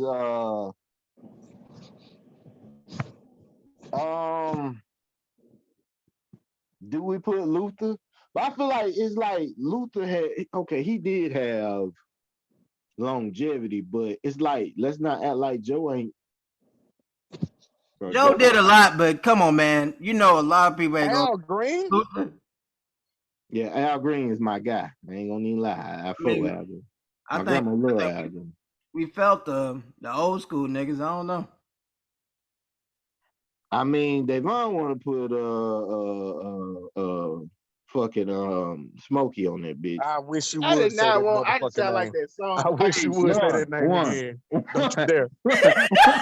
Don't you fucking dare, bro. What that nigga said, bro? Smoking that smoke, drinking that drink.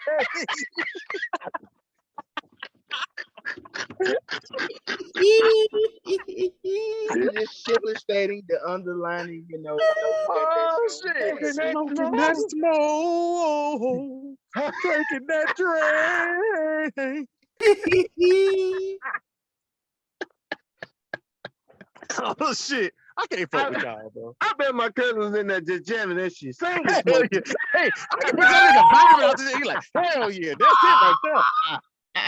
Hey, he just swishing around the cup, the glass and shit. Me. He got the pound out and shit. Wait. I just thought about something. He got the vinyl and shit. I know it's gonna sound crazy. Yeah, they smoking on Black and Mild and shit. 2 people I actually thought about. What about Bobby Womack and Curtis Mayfield? Bobby Womack don't got the catalog. It's not enough meat on the bones, man. And I'm looking at Curtis Mayfield and they saying like soul and funk. Him saying that word, talking about not enough meat on the bone, when he said that shit about Joe, which was a lie. I can understand it about what he's saying now, but you done already used that shit for the wrong nigga. Bro. But that's the thing. I say Bobby Womack had a greatest hits album, so obviously he had enough motherfucking songs. I get you saying as far as impact over the years, but I'm saying Curtis Mayfield? Curtis, yeah. Curtis, yeah, he got the impact and the longevity, but like I said, I literally, when you said the name, my phone looked it up, and the first 2 things on here is like soul and funk music or whatever. So I'm the nigga in the alley, can't you see all the Come on now. I'm sound like you finna be on like Shaft finna come down and slap some bitches up. That's what I think. I'm your pusher, man. I mean, I know y'all probably don't know Willie Hutch, but Willie Hutch was. I know who Willie Hutch is. I know you know. 3 6 Mafia should be thanking him for that catalog. So I mean, bro, you got some hitters out there. I mean, I know soul music they try to separate it, but I mean, soulful R&B. I mean, I don't know, bro. Anthony, Who you gonna- got Maxwell, you got Raphael, Yeah, Saadiq, you Maxwell. got D'Angelo. I mean, I'm just like I said. This is my top 5 opinion. You got Kev, you got Usher, you got Marvin, you got Stevie, and number 5. Smoking that smoke. I do like that song, but no. Number 5. I say either like you can hit Luther or you can hit who the other person we was Al Green, one of them two. 1, 2. Damn. You know, Is it still enough? Is it enough meat on the bone for Al? what? Boy, Granny gonna slap you. Okay, so I don't know Marvin Calla. You don't know the Reverend Al Green. What? I know Al Green. Happiness. Boy, right, Granny, so- Granny so- gonna get on your ass. For me, top 5, I would go with Mm-hmm. fucking obviously R. Kelly, Usher, Right. Stevie. Right.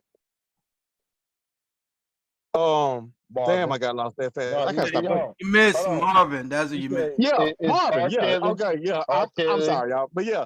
R. Kelly, Usher, Marvin, Marvin, then Stevie. And I don't give a fuck what y'all say, bro. But I'm going Joe. I'm going Joe because that was impactful. Oh, that gonna be all day. You gonna be the only Yeah, judge. it's gonna be all day. It's gonna be wait, better wait, than wait. smoking that smoke, Wait. nigga. Wait. I mean, even though he had a short run, I mean, he was holding it down for the kids for a long Who? time. Tevin Campbell. Kevin Campbell, I can't do it just because if that's the case, I would just have to go with Babyface because all the top songs came from Babyface. Yeah, Yeah. it is true. Damn, he do got a point, Joe. Yeah, fuck it. Put Joe. Joe got classic, bro. No, Luther, Al Green got that. Put Joe on that just because. I mean, Marley got. I mean, them 3 names. It comes down to Luther, Joe. Okay. Green. Oh, what about? Well, Sam I got Phillips. what we can settle this. Okay. I'm thinking of a number from 1 through 20. Hell no. No. You only know 3 numbers. So no. Hell no. Hell no. I'm gonna say no I think for good. Luther. I think good. I'm gonna say no for Luther just because he was like more of just like the gospel type of soulful type of singer type of thing or whatever. And Well, I know you can't see, but obviously you got a fucking eardrum. what? Obviously, I know you can't see, but obviously you need to get your fucking ears checked as well. Hey, fam. I would never listen to anybody that loves smoking that smoke, drinking that drink. Right? I can't. I Hey, just man. have no time. You Dude. over there smoking that smoke. I hear that nigga over there jamming like, yeah, that's Bro, it. Yes, That's it. hey, how about we do it like we did with the tears and shit? Like, I mean, putting his vote. I tell you what. This will do. Marley, who you pick the one person that you feel deserves the number 5. Vaughn, you tell me yours, and Warren, you tell me mine. Whoever state the best case, that's who I give it to. All right, Marley, you go first. Who should have the number 5 spot? Man, like you said, I mean, I don't know if it was Vaughn or you, whoever brought him up, but more than I'm thinking about it, Al Green, bro. I mean, shit, like you said, all timeless classics. I wasn't even close to being born a generation after that nigga played most of his songs, and I still listen to that nigga shit to this day, and niggas younger than me still know all his songs and shit like that, and you can play that shit in any audience, anything, and everybody sang along or whatever, so. Something make you do wrong, make you do right. Exactly. Everybody do the stomp. Everybody do the goddamn stomp right on step. Boom. Oh, come on.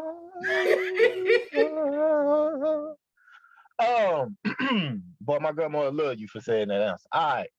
Vaughn, who you got? Smoking that smoke. Who you got? You know, my heart is saying Luther, but my mind is going to that's it. I can't reference right there.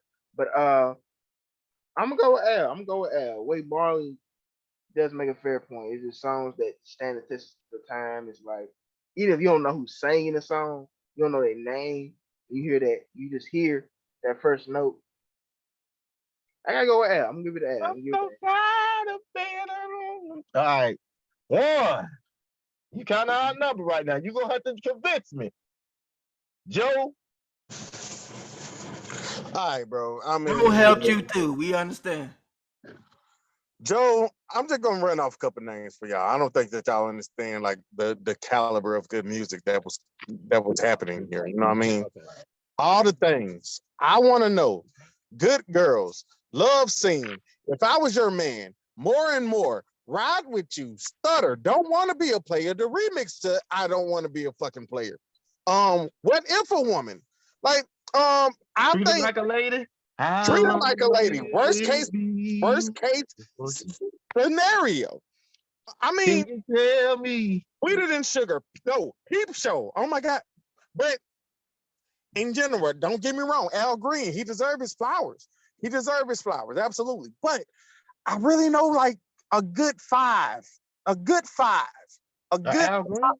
No, like I'm saying of like top notch type shit that is like everybody's talking about around the world. You know, like other people singing. Other people is gonna sing like no more than 5 of his shit, bro. I mean, I don't know all those Joe songs you ran down. Hey. Once again, Vaughn, I ain't talking to you. All right? Okay. I'm talking to you. Motherfucker. Oh shit. Boy. I'm surprised. Question: When you eating ass, what music are you listening to, bro? I make my own music, brother. Oh, just like I would feel like if you would want some good R&B.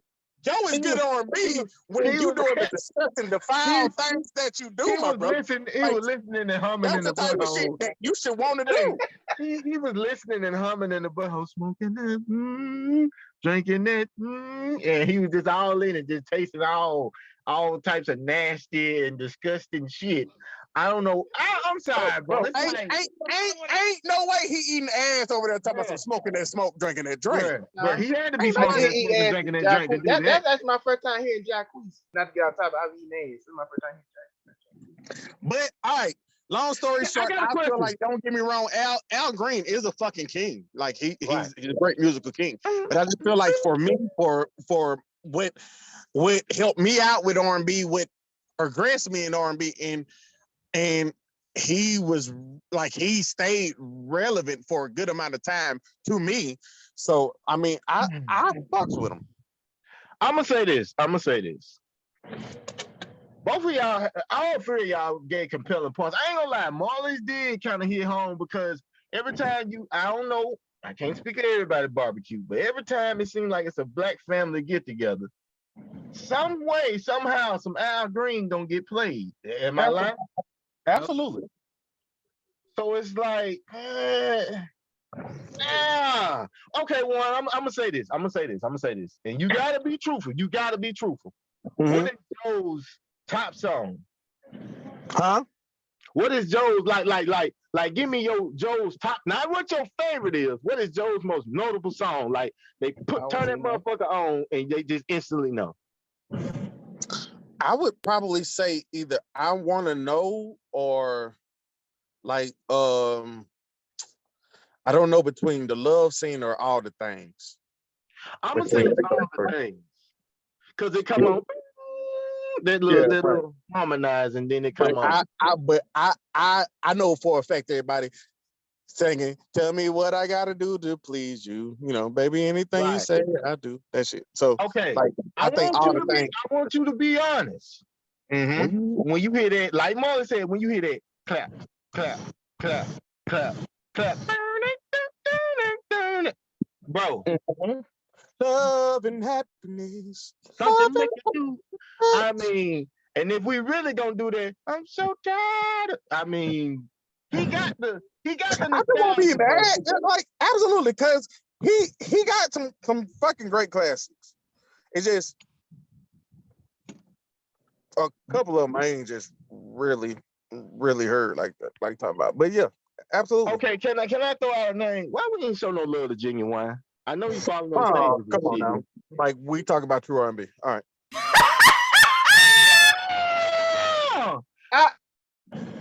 Oh my god. I'm not I'm, gonna go I'm, there. I'm sorry, y'all know how I am about my music. Guys.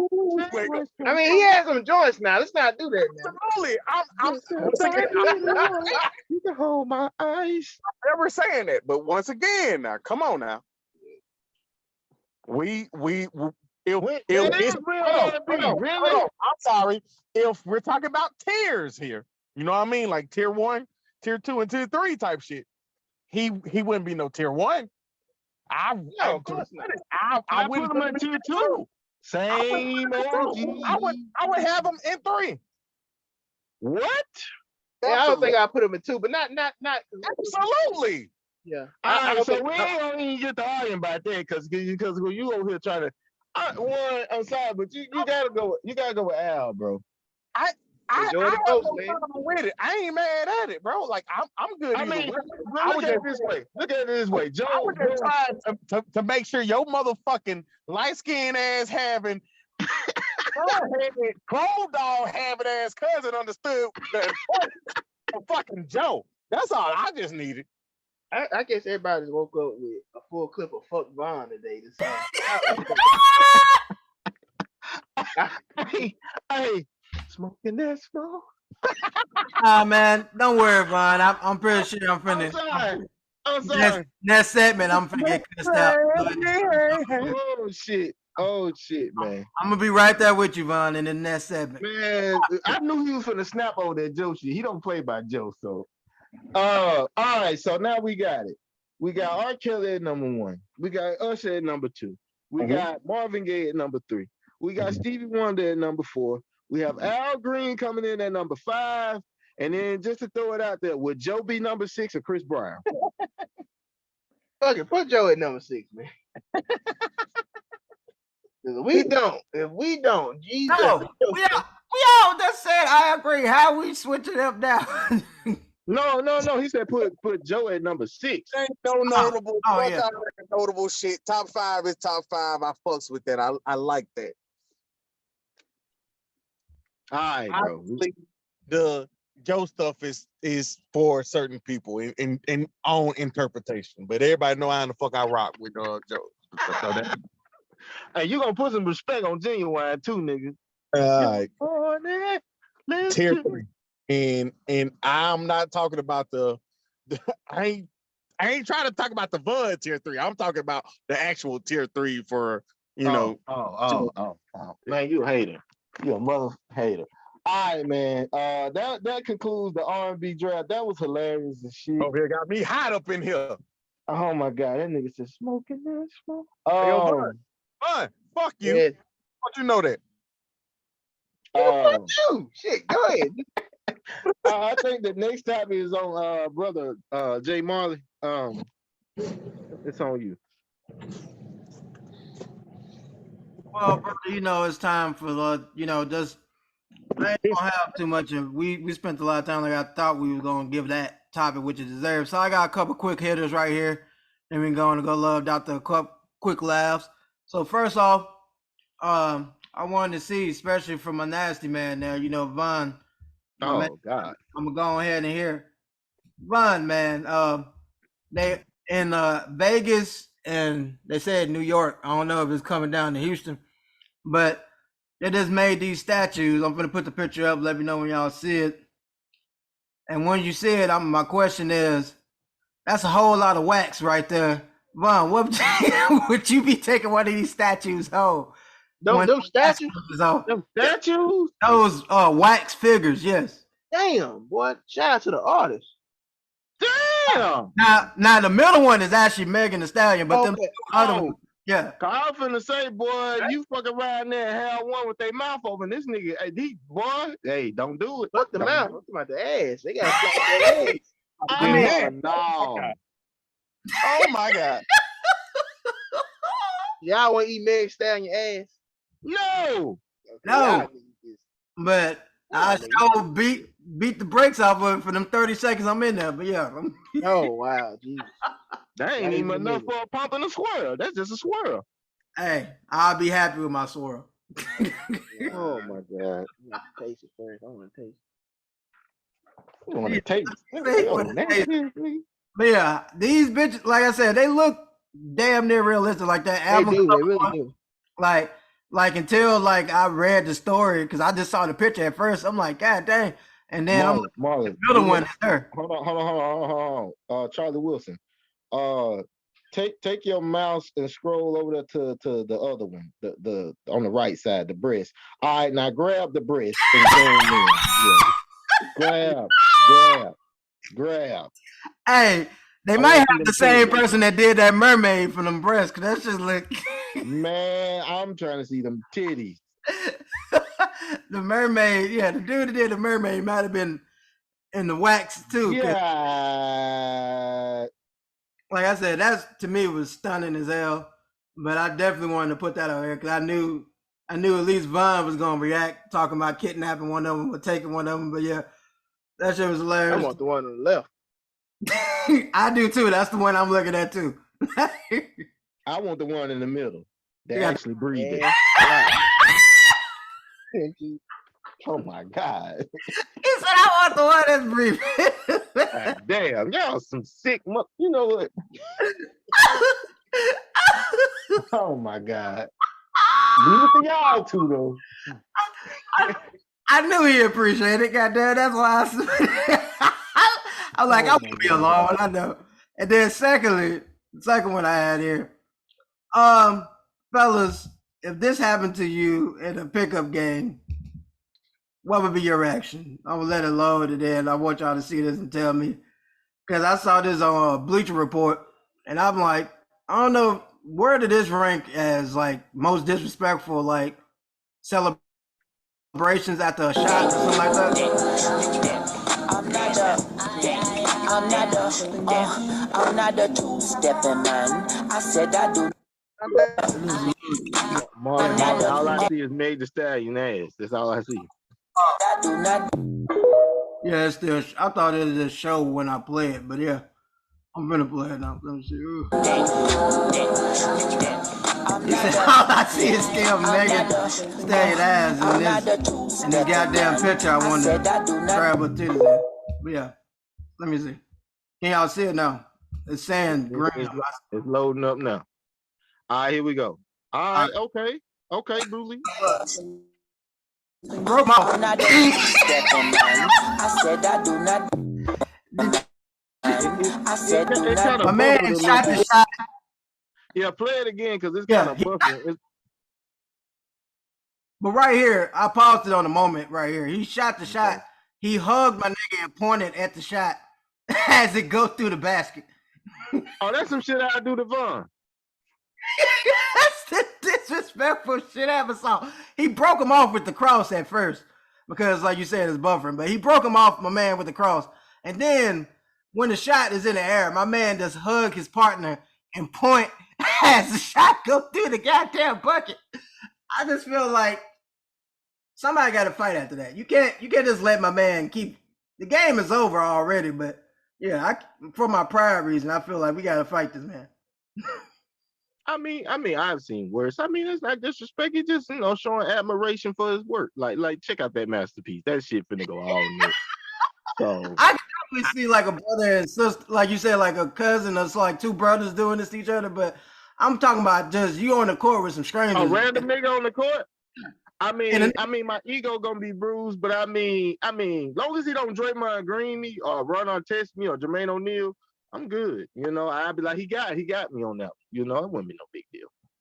Long as he ain't hit you in the nuggets, that's what you talking about? Yeah. You always got to protect the McNuggets.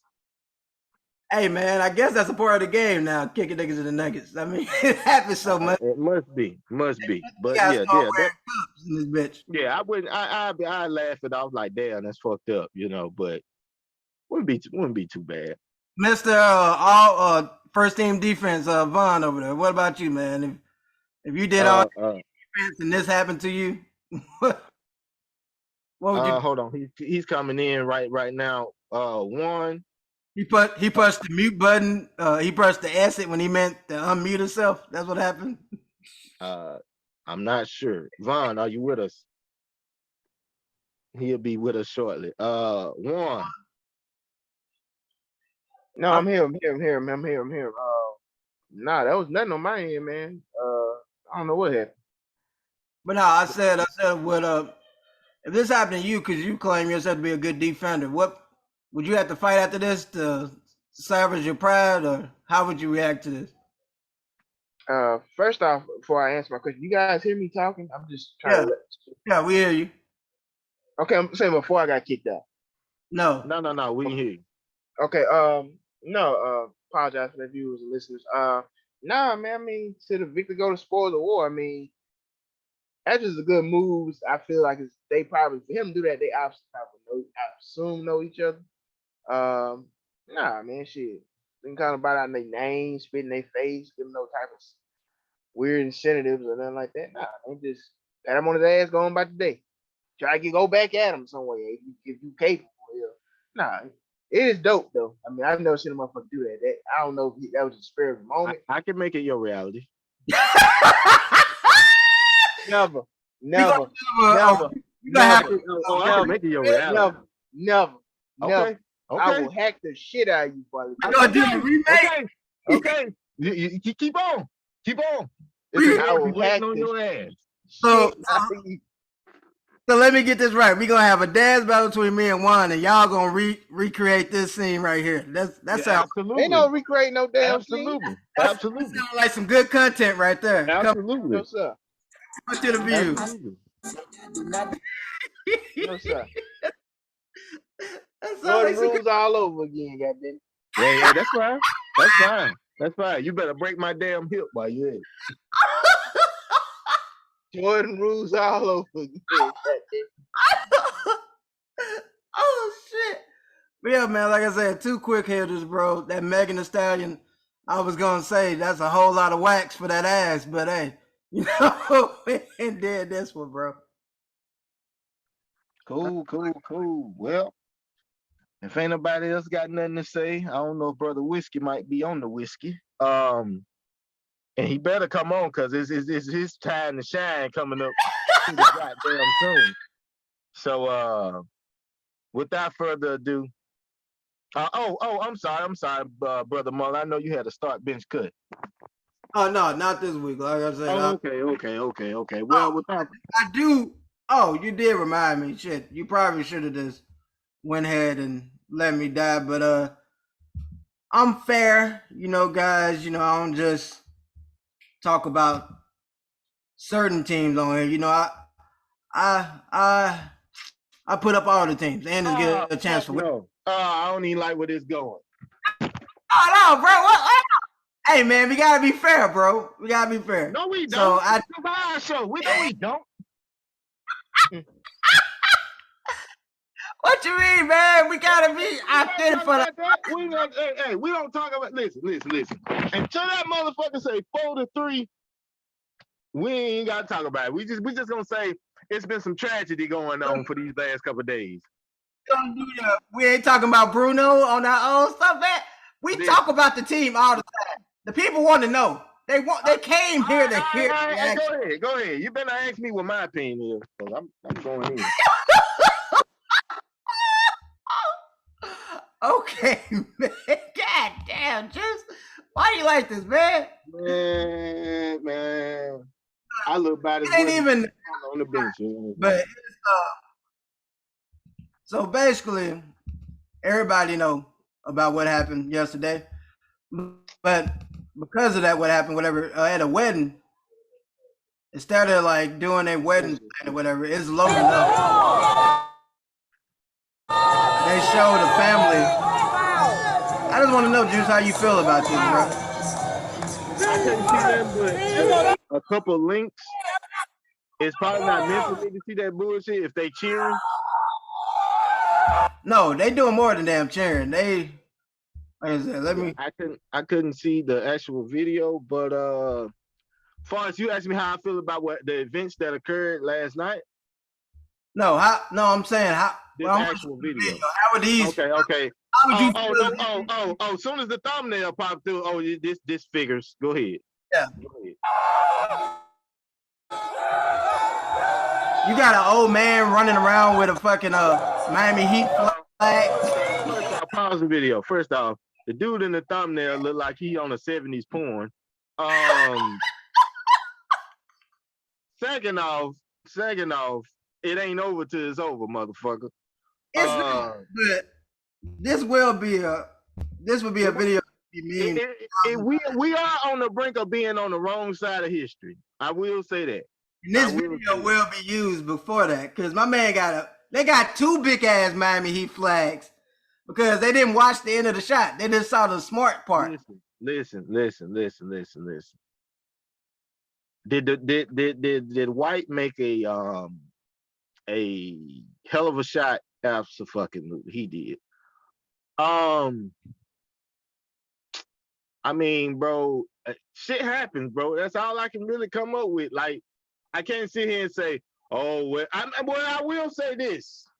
It's not due to coaching, because Eric Spoelstra can't tell Duncan Robinson how to shoot a wide open fucking 3 twice. He can't teach you that. That's just something you gotta have. So, I mean, we took the unfortunate L, and we looking to bounce back. That's all I can say. For sure, man. And as a friend, bro, I wanted to help you get that off your chest, man. So I'm glad I was able to establish that moment, bro. I know you was feeling it. I was feeling it too. I wasn't even watching it. I was back. I will say this: if we do go out in catastrophic fashion, I might have to talk about it next week. But I think there's some major changes need to be made. Oh, for sure. You need to stop playing about a hypothetical number 2 and have an actual number 2 or somebody who aggressive on shooting. That's what I've been saying for the longest. That we need. I think we need to get rid of our number 1, and we might need to get a number 1 and 2 on the team, along with another player that the Lakers screwed over. We ain't gonna say no names. Oh my God, you and this Westbrook, bro. Bro, he was balling with the clip. You know what? We ain't finna get in that. Brother Whiskey. Brother Vaughn. Talk to me. Okay, you off your whiskey break. All right, bet. Y'all ready, man? I'm ready. Well, this is the time of the show where we do what we do. So without further ado, Brother Charlie Wilson's son, go and bring him in.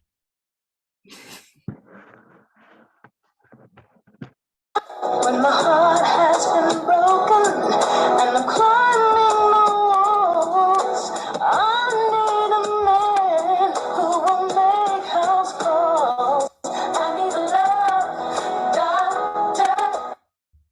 Yeah, y'all. We back up in this thing once again, and I am the Love Doctor, and welcome to the Love Connection. And without further ado, I got to make sure my players in here. I hope when I say this motherfucking name, he responds. What's up? Yeah. Wake your ass up. Drinking that drink. Yeah, you was just drinking that drink. Obviously, y'all hear Brother Whiskey in here. It's Patty in here. Thank you. And is Mr. Nasty in here? Yes. Okay, well, so without further ado, the Love Doctor here that it's some concerns and some questions coming my way. So without further ado, y'all jump into this thing and y'all do what y'all do. Yes, man. I have a question. I saw Ruby Rose having an interview with a person, and I got my boy Jay Marley to just go on and show you specifically what was said. But I'm gonna just go on and have him to go on and show y'all, and then I ask the question afterwards.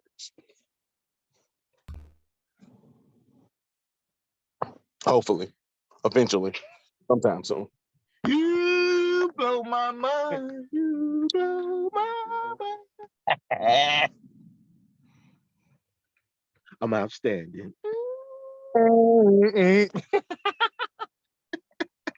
That's our waiting music. Don't act interested in. All right, so fellas, I was pulling it up. Don't like me, and when they start liking me, I don't like them, and it's really sad. It's weird. But unless I really, really, really like them, then I'll still like them. But I like when guys like act like they don't like me and don't act interested in, you know what I'm saying? So, Love Doctor, can you decode this? Because when he sent it to me, I didn't understand what the fuck she was saying. So, do you know what she's trying to say? Yes. First off, this sexy, sensual bitch should have opened her mouth a lot louder so we could hear what the fuck she was saying. But I caught wind of the nonsense she was spewing out here to the masses. Here it is. She said that she liked guys that, you know, pretend to not want her, and she basically don't have respect for the ones that starts to like her, then she lose interest. This is the oldest trick in the book, ladies and gentlemen. A lady always wants somebody that seems to treat her wrong, but seem to always fall in love with all the wrong motherfuckers that don't got no business falling in love with. They And want then the bad boy. they have a lot of problems. And then I always wonder why they have the problems that they have. Why he cheat on me? Why he treat me like shit? All right, stupid. Cause bitch, you knew he was a red flag for you got with him, but you didn't care when the when the ref threw it out on the field.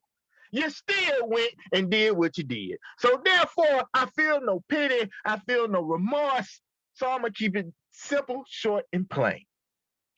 If you seem to have this type of mentality and you call yourself a city girl, a thought, a hoe, Right.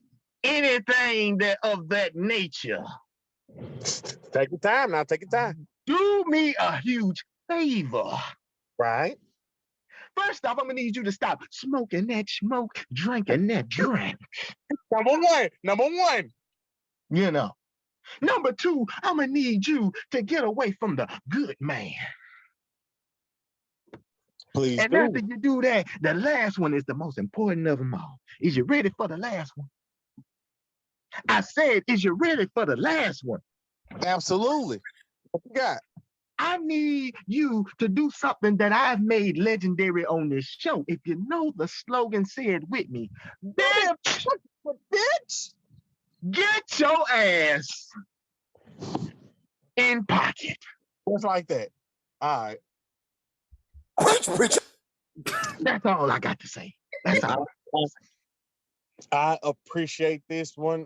I got one more question for you, and I'm gonna be out of here because and it's kind of wild because like one of my friends, Town came up at like the most awkward time. But all right, so Kim Kardashian was having an interview talking about you know, her kids or whatever, and she was somehow trying to put like the stuff that her dad did would be more traumatizing to the kids compared to what she did for the sex tape. So I was going to ask y'all, which one would you think would be more traumatizing for the kid, or which one would you think would be like more problematic? Would it be Kanye West, you know, mental health issues, which everybody knows, or would it be Kim Kardashian sex tape? That's a simple answer. Here it is. Okay, who on this panel would be ashamed of having a father that has mental issues? It wasn't the mental issues. It was talking about the last little scenario he just had. That's I think. Even with that being said, who on this panel would be ashamed of their father going through tribulation? All right, hold on. So to be specific, since you know Jay Marley brought it up, that was really talking about the things he was saying about the Jews, type of thing, like the type of thing that he was creating. You know. Okay. Hold on. Basically, just like I'm saying, like what she was saying, like, would you think, because not us, but most people on social media were trying to pull him out to be a racist or anti-Semitic, whatever. So which one would be more detrimental? Which I'm okay. Let me break this down once again. hold on. Let me say it. Let the love doctor say it. Here it is. How many occasions have we saw online or even in our day-to-day lives where we've had friends or people in our close proximity say, my parents are this way, but I don't believe in this. You ever heard people say that? Yes. So therefore, you can't be affected by something that somebody else is a certain type of way, and you know in your heart of hearts is wrong, so it doesn't affect you, right? Yep. How many of us can actually live with the notion of where we grew up and we know our enemies, along with our best friends, along with whoever else in the world that we know, done seen a tape of our mama getting bust down? I'll wait. Don't worry. I'll wait. I'm going to say it one more time. Don't worry. Speak I'll that, wait. doctor. I'm on the road today because y'all got me in my spirit today. I want to preach to you. I want to tell you something. If you're cool with seeing your mama getting bust down, something wrong with you. You might be smoking that smoke and drinking that drink.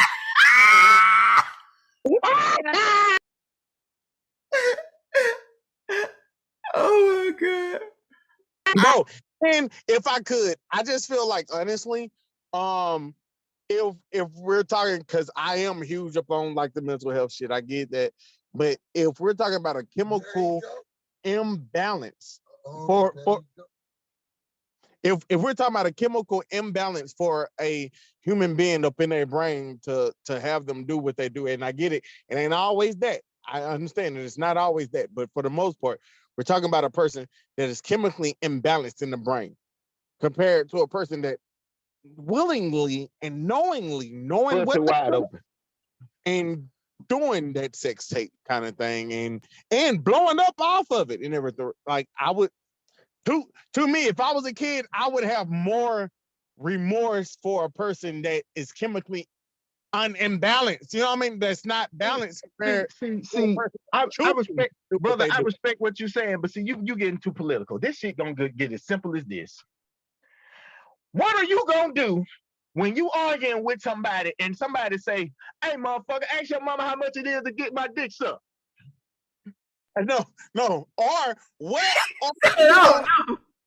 No, what are you gonna do when you argue and the response is just showing the fucking sex tape? Exactly. Your mama down, nigga. Stop talking to me, nigga. Fuck You what you talking about. You better set up so I go fuck your mama. Come on now. Come on now. You know what I mean? Like that's totally different. Your mama with that dried up ass pussy. Come on now. You do not want to hear. Bro. It is a double standard, but I'm going to say it. A man can handle getting his father spoken about on a high level. Like we can take jokes on our father.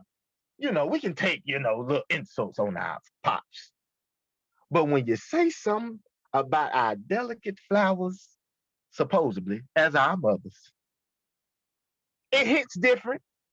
It's not going to sit well, and we're going to be instantly ready to go in go mode. Am I lying? Well, that's what I'm saying. So, without further ado, bro, this ain't even got to be a political point. This is just straight up, through and through. His mama was getting fucked on. Her mama, whoever, getting fucked on. That's something I don't give a damn. She's talking about, well, they got it offline. Bitch, somebody got it download on their phone as we speak. That shit will always be in some form or fashion out to the masses, and I don't give a damn how many times she try to deny it. They gonna see Ray J's dick in her mouth. I hit it. It's over. They might as well call him Uncle Ray J. Like you said, everybody gonna, if they ever want to close a conversation with them and say, ask your mama how Ray J's dick tastes. That's exactly. All. And you can't say anything against it because everybody have seen it. And like Juan said, motherfucking, like, literally, it's everywhere. And this contract, and the reason why y'all got this show that went from ETV to now Hulu that's been following you around is all spawned from this one tape. I don't want to make a tape with none of them, but I wouldn't mind hitting the mama for some reason. I don't know. There's a rumor that she was into that stuff in the 80s and the 90s. Hell, where you think they get it from? Yeah, They keep trying to say it's her and OJ. I mean, maybe that's what it is. My name, I go by Juice, and she wanted the juice, so maybe my juice can get loose in her caboose. I don't know, but boss. But yeah, man. I just wanted to tell what fact he was talking about, but yeah, to me, it's hands down which one are the worst of the. If we want to say two evils, I mean, even though on the show how they tried to make it, because he sent me the clip or whatever, but yeah, nice try, but no, that sex tape would always be more detrimental to your kids growing up or whatever than anything that Kanye say, because those are words. We literally got a video, I don't know, hour, however long of you getting power drive, different time. So, yeah. Yeah. So, yeah, that was an easy one. That was Yeah, easy. it wasn't. Yeah, I didn't. So, without further ado, And I got one for you too. It was one I had last week, but I make a quick love, Doctor. This might be one of the rare occasions you have to tell one of our brothers to get in pocket. But so basically, mother of kids who, first of all, successful woman who didn't want kids, told the husband before when they was dating, she didn't want kids.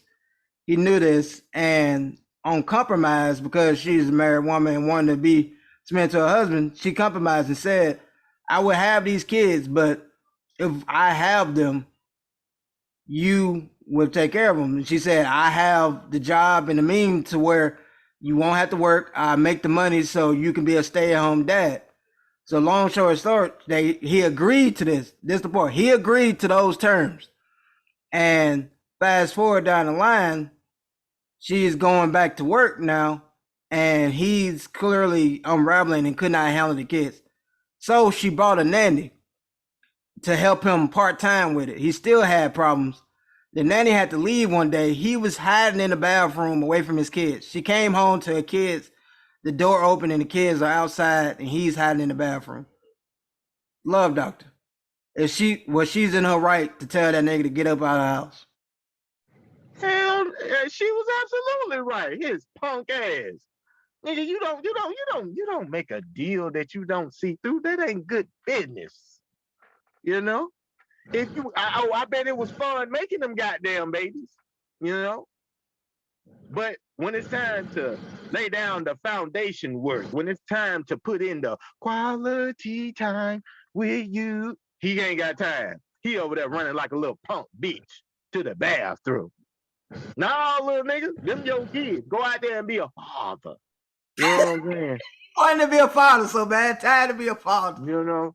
So, absolutely not. I'm gonna tell you the problem I had with that shit that I saw. Like, the problem is like she gave this nigga every red, purple, blue, like every sign to not have a kid by her.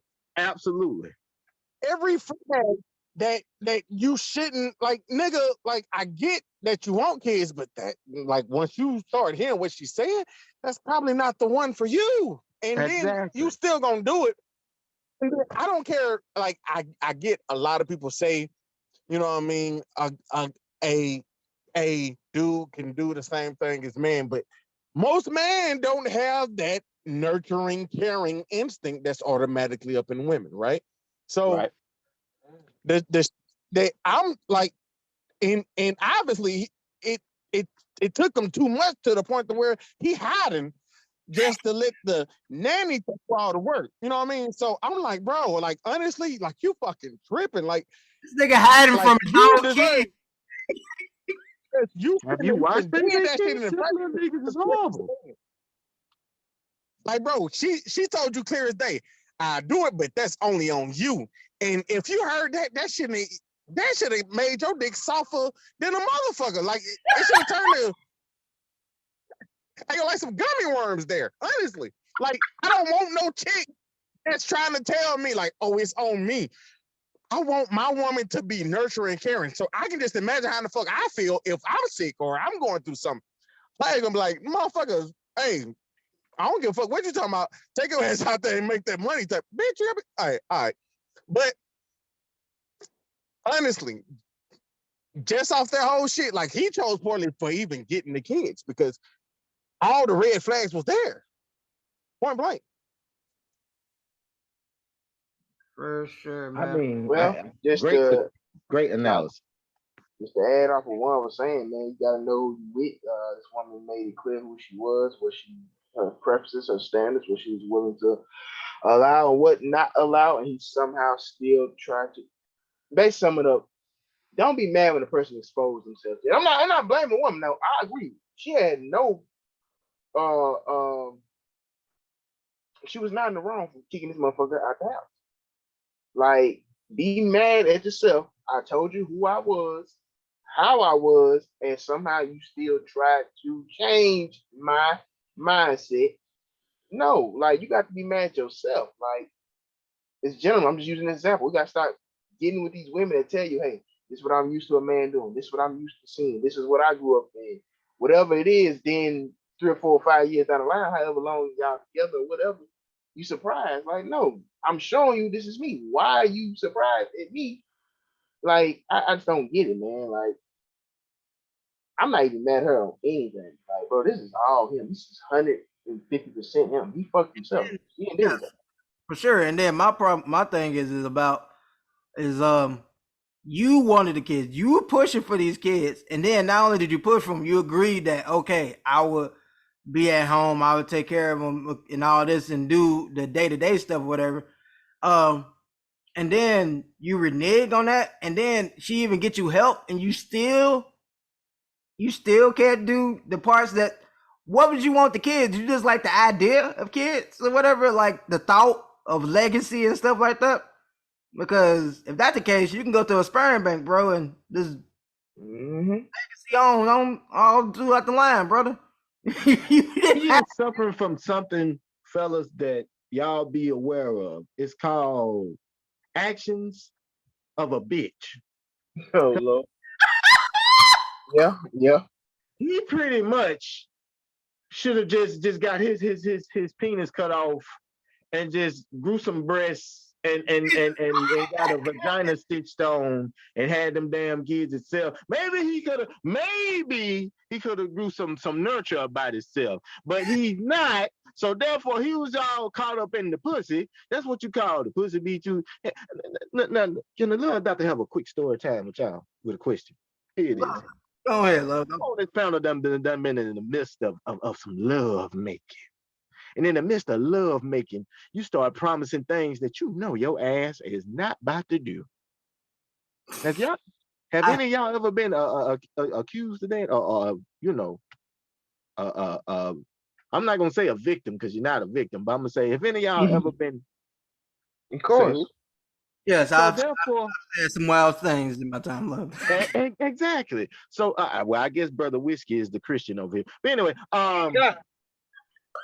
the point I'm making is, as you about to ejaculate, bust that nut, whatever reference you want to use, you damn near say anything in the heat of the moment, But it's like when the smoke settles and the dust clears, it's kind of like, okay, what the fuck was you really on?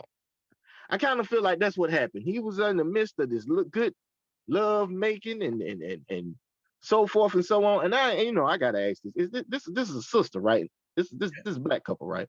Yeah, the videos, and yes, that's right. I did watch. I was just making sure. So this sister, she must got some magic between her legs because this fool decided to make the same promise twice. Say it twice. Stupid, don't you make the same dumbass mistake twice? So what did you not learn from the first incident? I don't know. I digress. But yeah, that's what you call the AOB, acts of a bitch. So yeah. I mean, to me, I feel like I was surprised in one answer about that he wouldn't get along with this because the whole time he been here, I've been thinking he wanted him a sugar mama, so thought this would have been perfect for him. He stay at home, he ain't gotta be on the road, going cross country. Got the sugar mama taking care of him. All you gotta do, I take think care I can't speak for my bro, but I can say this. I think he about like me. I want a sugar mama that don't want no kids or got no children. I want to sit at the house and play the game. I don't want to sit at the house and wipe shit. I want to wipe my own ass. The amount of disgust you said it all. Exactly. I'm done. I'm done. Okay. I think we good there, Lil. Thank you. Thank you. All right, y'all. We at that moment in time where y'all know the name of the game. So without further ado, Brother Marley, do the honors.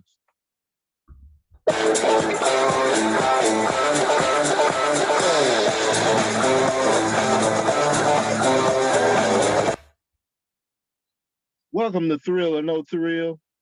I ain't got to explain the rules. If you're new to it, you'll catch on. Just pay attention. True to it, welcome to another nasty edition. Here we go. Do I got all my contestants in here? The Patty Man is here, love, Dr. For sure. Yeah, I'm in this motherfucker. Hey, pork skins. Yeah, what the hell is one? One may be occupied at the moment. Nigga might be taking the shit and just got the phone muted. But anyway, here we go. I'm trying to wait on Brother Whiskey before we get ready to do this, but I'll, let y'all start it off.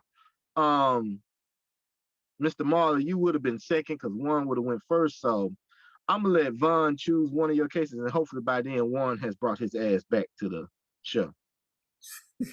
All right, love, done. Vaughn. Yes, sir. For Brother Marley, 1 through 20, what case will he have from your decision? 1. God damn, you love. Damn, boy, he was practicing that. You love that goddamn one. That one. Right. That's one reason. 1. God damn, 1. Yo. Bring your ass. What's up? We on the show. I kind of knew that. I said, if you kind of know, stop smoking that smoke, drinking that drink, and get your ass on the show.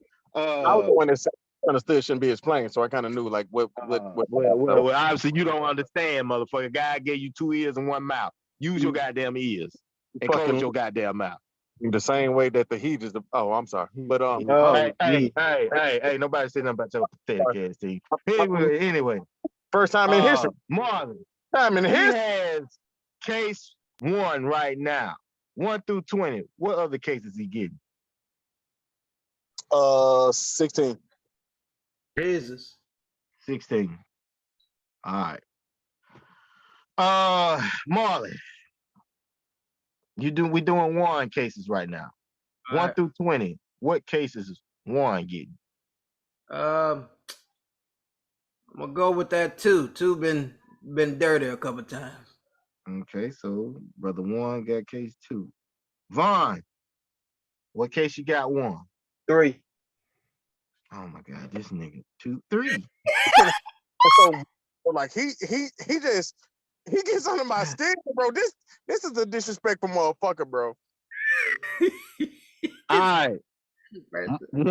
1 for Vaughn. What's his first case? 2. No, 1. It's already a 1. 20. 20. Okay. Vaughn gets case 20. Marley, what is his last case? We'll give him. Shit. What about 12? 12. Okay. All right. 1. You got cases 2 and 3. Are you getting rid of any of your cases? Can I get rid of both of them? Is that possible? You know what? I'll allow it. I'll allow it. Nah, you gotta keep fighting, bitch. Hold on. I'll allow it. See, the reason why I say it is because y'all rarely like to change cases. So I'm gonna allow it. I'm gonna allow you to get rid of both of them. And Marley, you can do the same, and Vaughn, you can do the same. Go ahead. Give me fucking 18. Give me motherfucking 6. 18 and 6. Okay. Now, Marley, let me explain what I'm doing. I'm getting rid of these cases because you could either had a good situation or a bad situation. 18 and 6. All right. Now, let me also throw this into the equation just to confuse it a little bit. You could switch cases with your contestants. All right. Marley, you got 1 and 16. Bro, you better not take nothing from me, motherfucker. I swear to God, man, you're gonna have a big. See, I added an extra stipulation, so I like that stipulation, boss. Well, I feel like one just fucked itself, so I ain't gonna take down one of his cases. But what I have 1 and what was the other one? 16.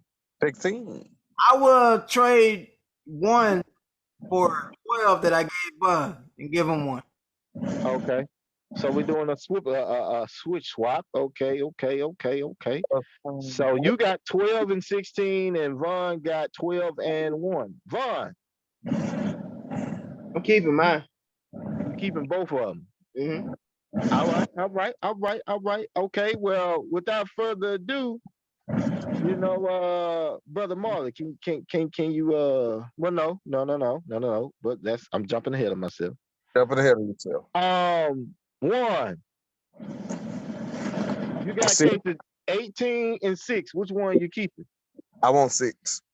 Okay, so you get rid of 18. All right. Here's the drink. Fuck you, Mark.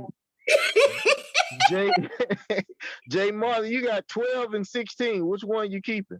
That man finna be in trouble. I'll get 12. Tom Brady, don't do me wrong. Okay. So Marley got 12. Vaughn, you got 20 and 1. Which one you keeping? 1. He gonna be eating ass. I can just picture it. Yeah, that's a bad thing. The moment of truth. Brother Marley, can you do the honors?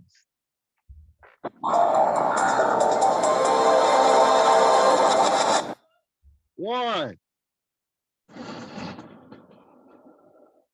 Give it to me straight, nigga. What's up? You have K6. And with K6, it is something that me, Marley, and Ron have been saying for the longest. You are joining the BOD Platinum Club. Man. And you know it's the Bag of Destruction Platinum Club. We knew your ass was a part of it. Twisted gang. Oh yeah. That's you. Hey, that's in your bloodline, fam. Nah, fam. Hey, you know who son you is. Don't get me started with that bullshit. First of all, you ain't for the motherfucker. Hey, my pops is right here next to me anyway, so I'm not doing it comes with a. Tell him the bullshit you put on my family. It's the truth, nigga. No, it ain't no damn truth. It's just this one nigga over here. Your cousin is an adamant ass eater, right? That ain't got nothing to do with me. Grandpa was out here. Yeah, my grandpa was stroking. He wasn't over there taste testing.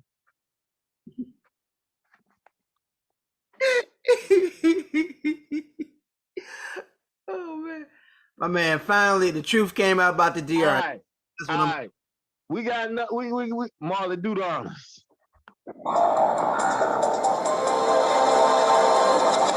Oh shit. Yeah. Don't let it be 10 people again, please. Not the shit. It actually ain't bad, bro. You will be getting your meat sucked hourly. Oh Jesus. God damn, that's a lot of fluid. By who?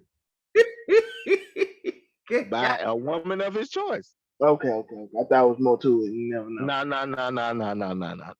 No, we ain't talking about you them couple of times when you had them Transformers.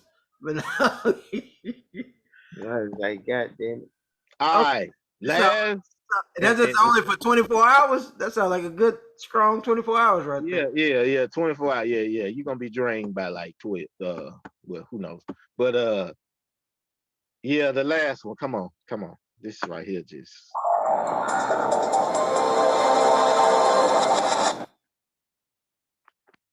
Fam. Mm-hmm. I understand why you don't play the lottery. I understand why you don't play the lottery. You probably had the best option on here at first, and I knew you was gonna fuck it up. I knew it. I knew it. I dare to be Bam. different, baby. But you gonna enjoy. You know, it ain't your usual. Thank God. You will be sucking farts from some woman's ass. That's not bad. I thought about doing that anyway sometimes. That's why the love connection don't never end on a good note because of comments like that. I do. And I used to see an attractive woman, I was like, man, I'll suck the fart out of her ass. Like, I used to say that quite often, so that's not too bad. Jesus. Why? He can't help him. Yeah. I think he would be able to, but you're right. What the fuck is wrong? I'm made in the image of our Lord and Savior. So hey, don't put that on the Lord. Don't you dare. That's between you and your God, sir. You and your God. My God. That must be a totally different one. I don't know. Yeah. I don't remember nothing about sucking no forks. I don't remember nothing about that. Yeah. That's no. Good book. I mean, but at least everybody get to live their truth. Marley being on some activism activity. Mm-hmm. Warren finally admitted that he a part of the Platinum Club. And I mean, well, you doing what you like to do. You know. You nasty motherfucker. You know it. So without further ado, that's the love connection. We're gonna move to the final segue. Handle your business. See, I told you these guys don't miss. Another classic in the books. But before they get out of here, there's a few more things they gotta get off their chest. So back to the fellas for Get It Off Your Chest. Anybody want to go first? Yes, man. Four quick articles, quick hitters here. One, shout out to the South Carolina woman who got arrested for having a fake pregnant belly that had over 1,500 grams of cocaine in it. Her plan would have worked, but she got nervous because her and whoever was in the car with her gave two different delivery dates. Y'all gotta have this story already ready, fellas. Y'all can't just have different stories. And they would have been good, but she got panicked and ran off. And they said that all the dope just started falling out of the pregnant belly while she was running away. Dumb ass. Secondly, to one of the greatest lyricists there ever is, Mr. Three Stacks is living his best life.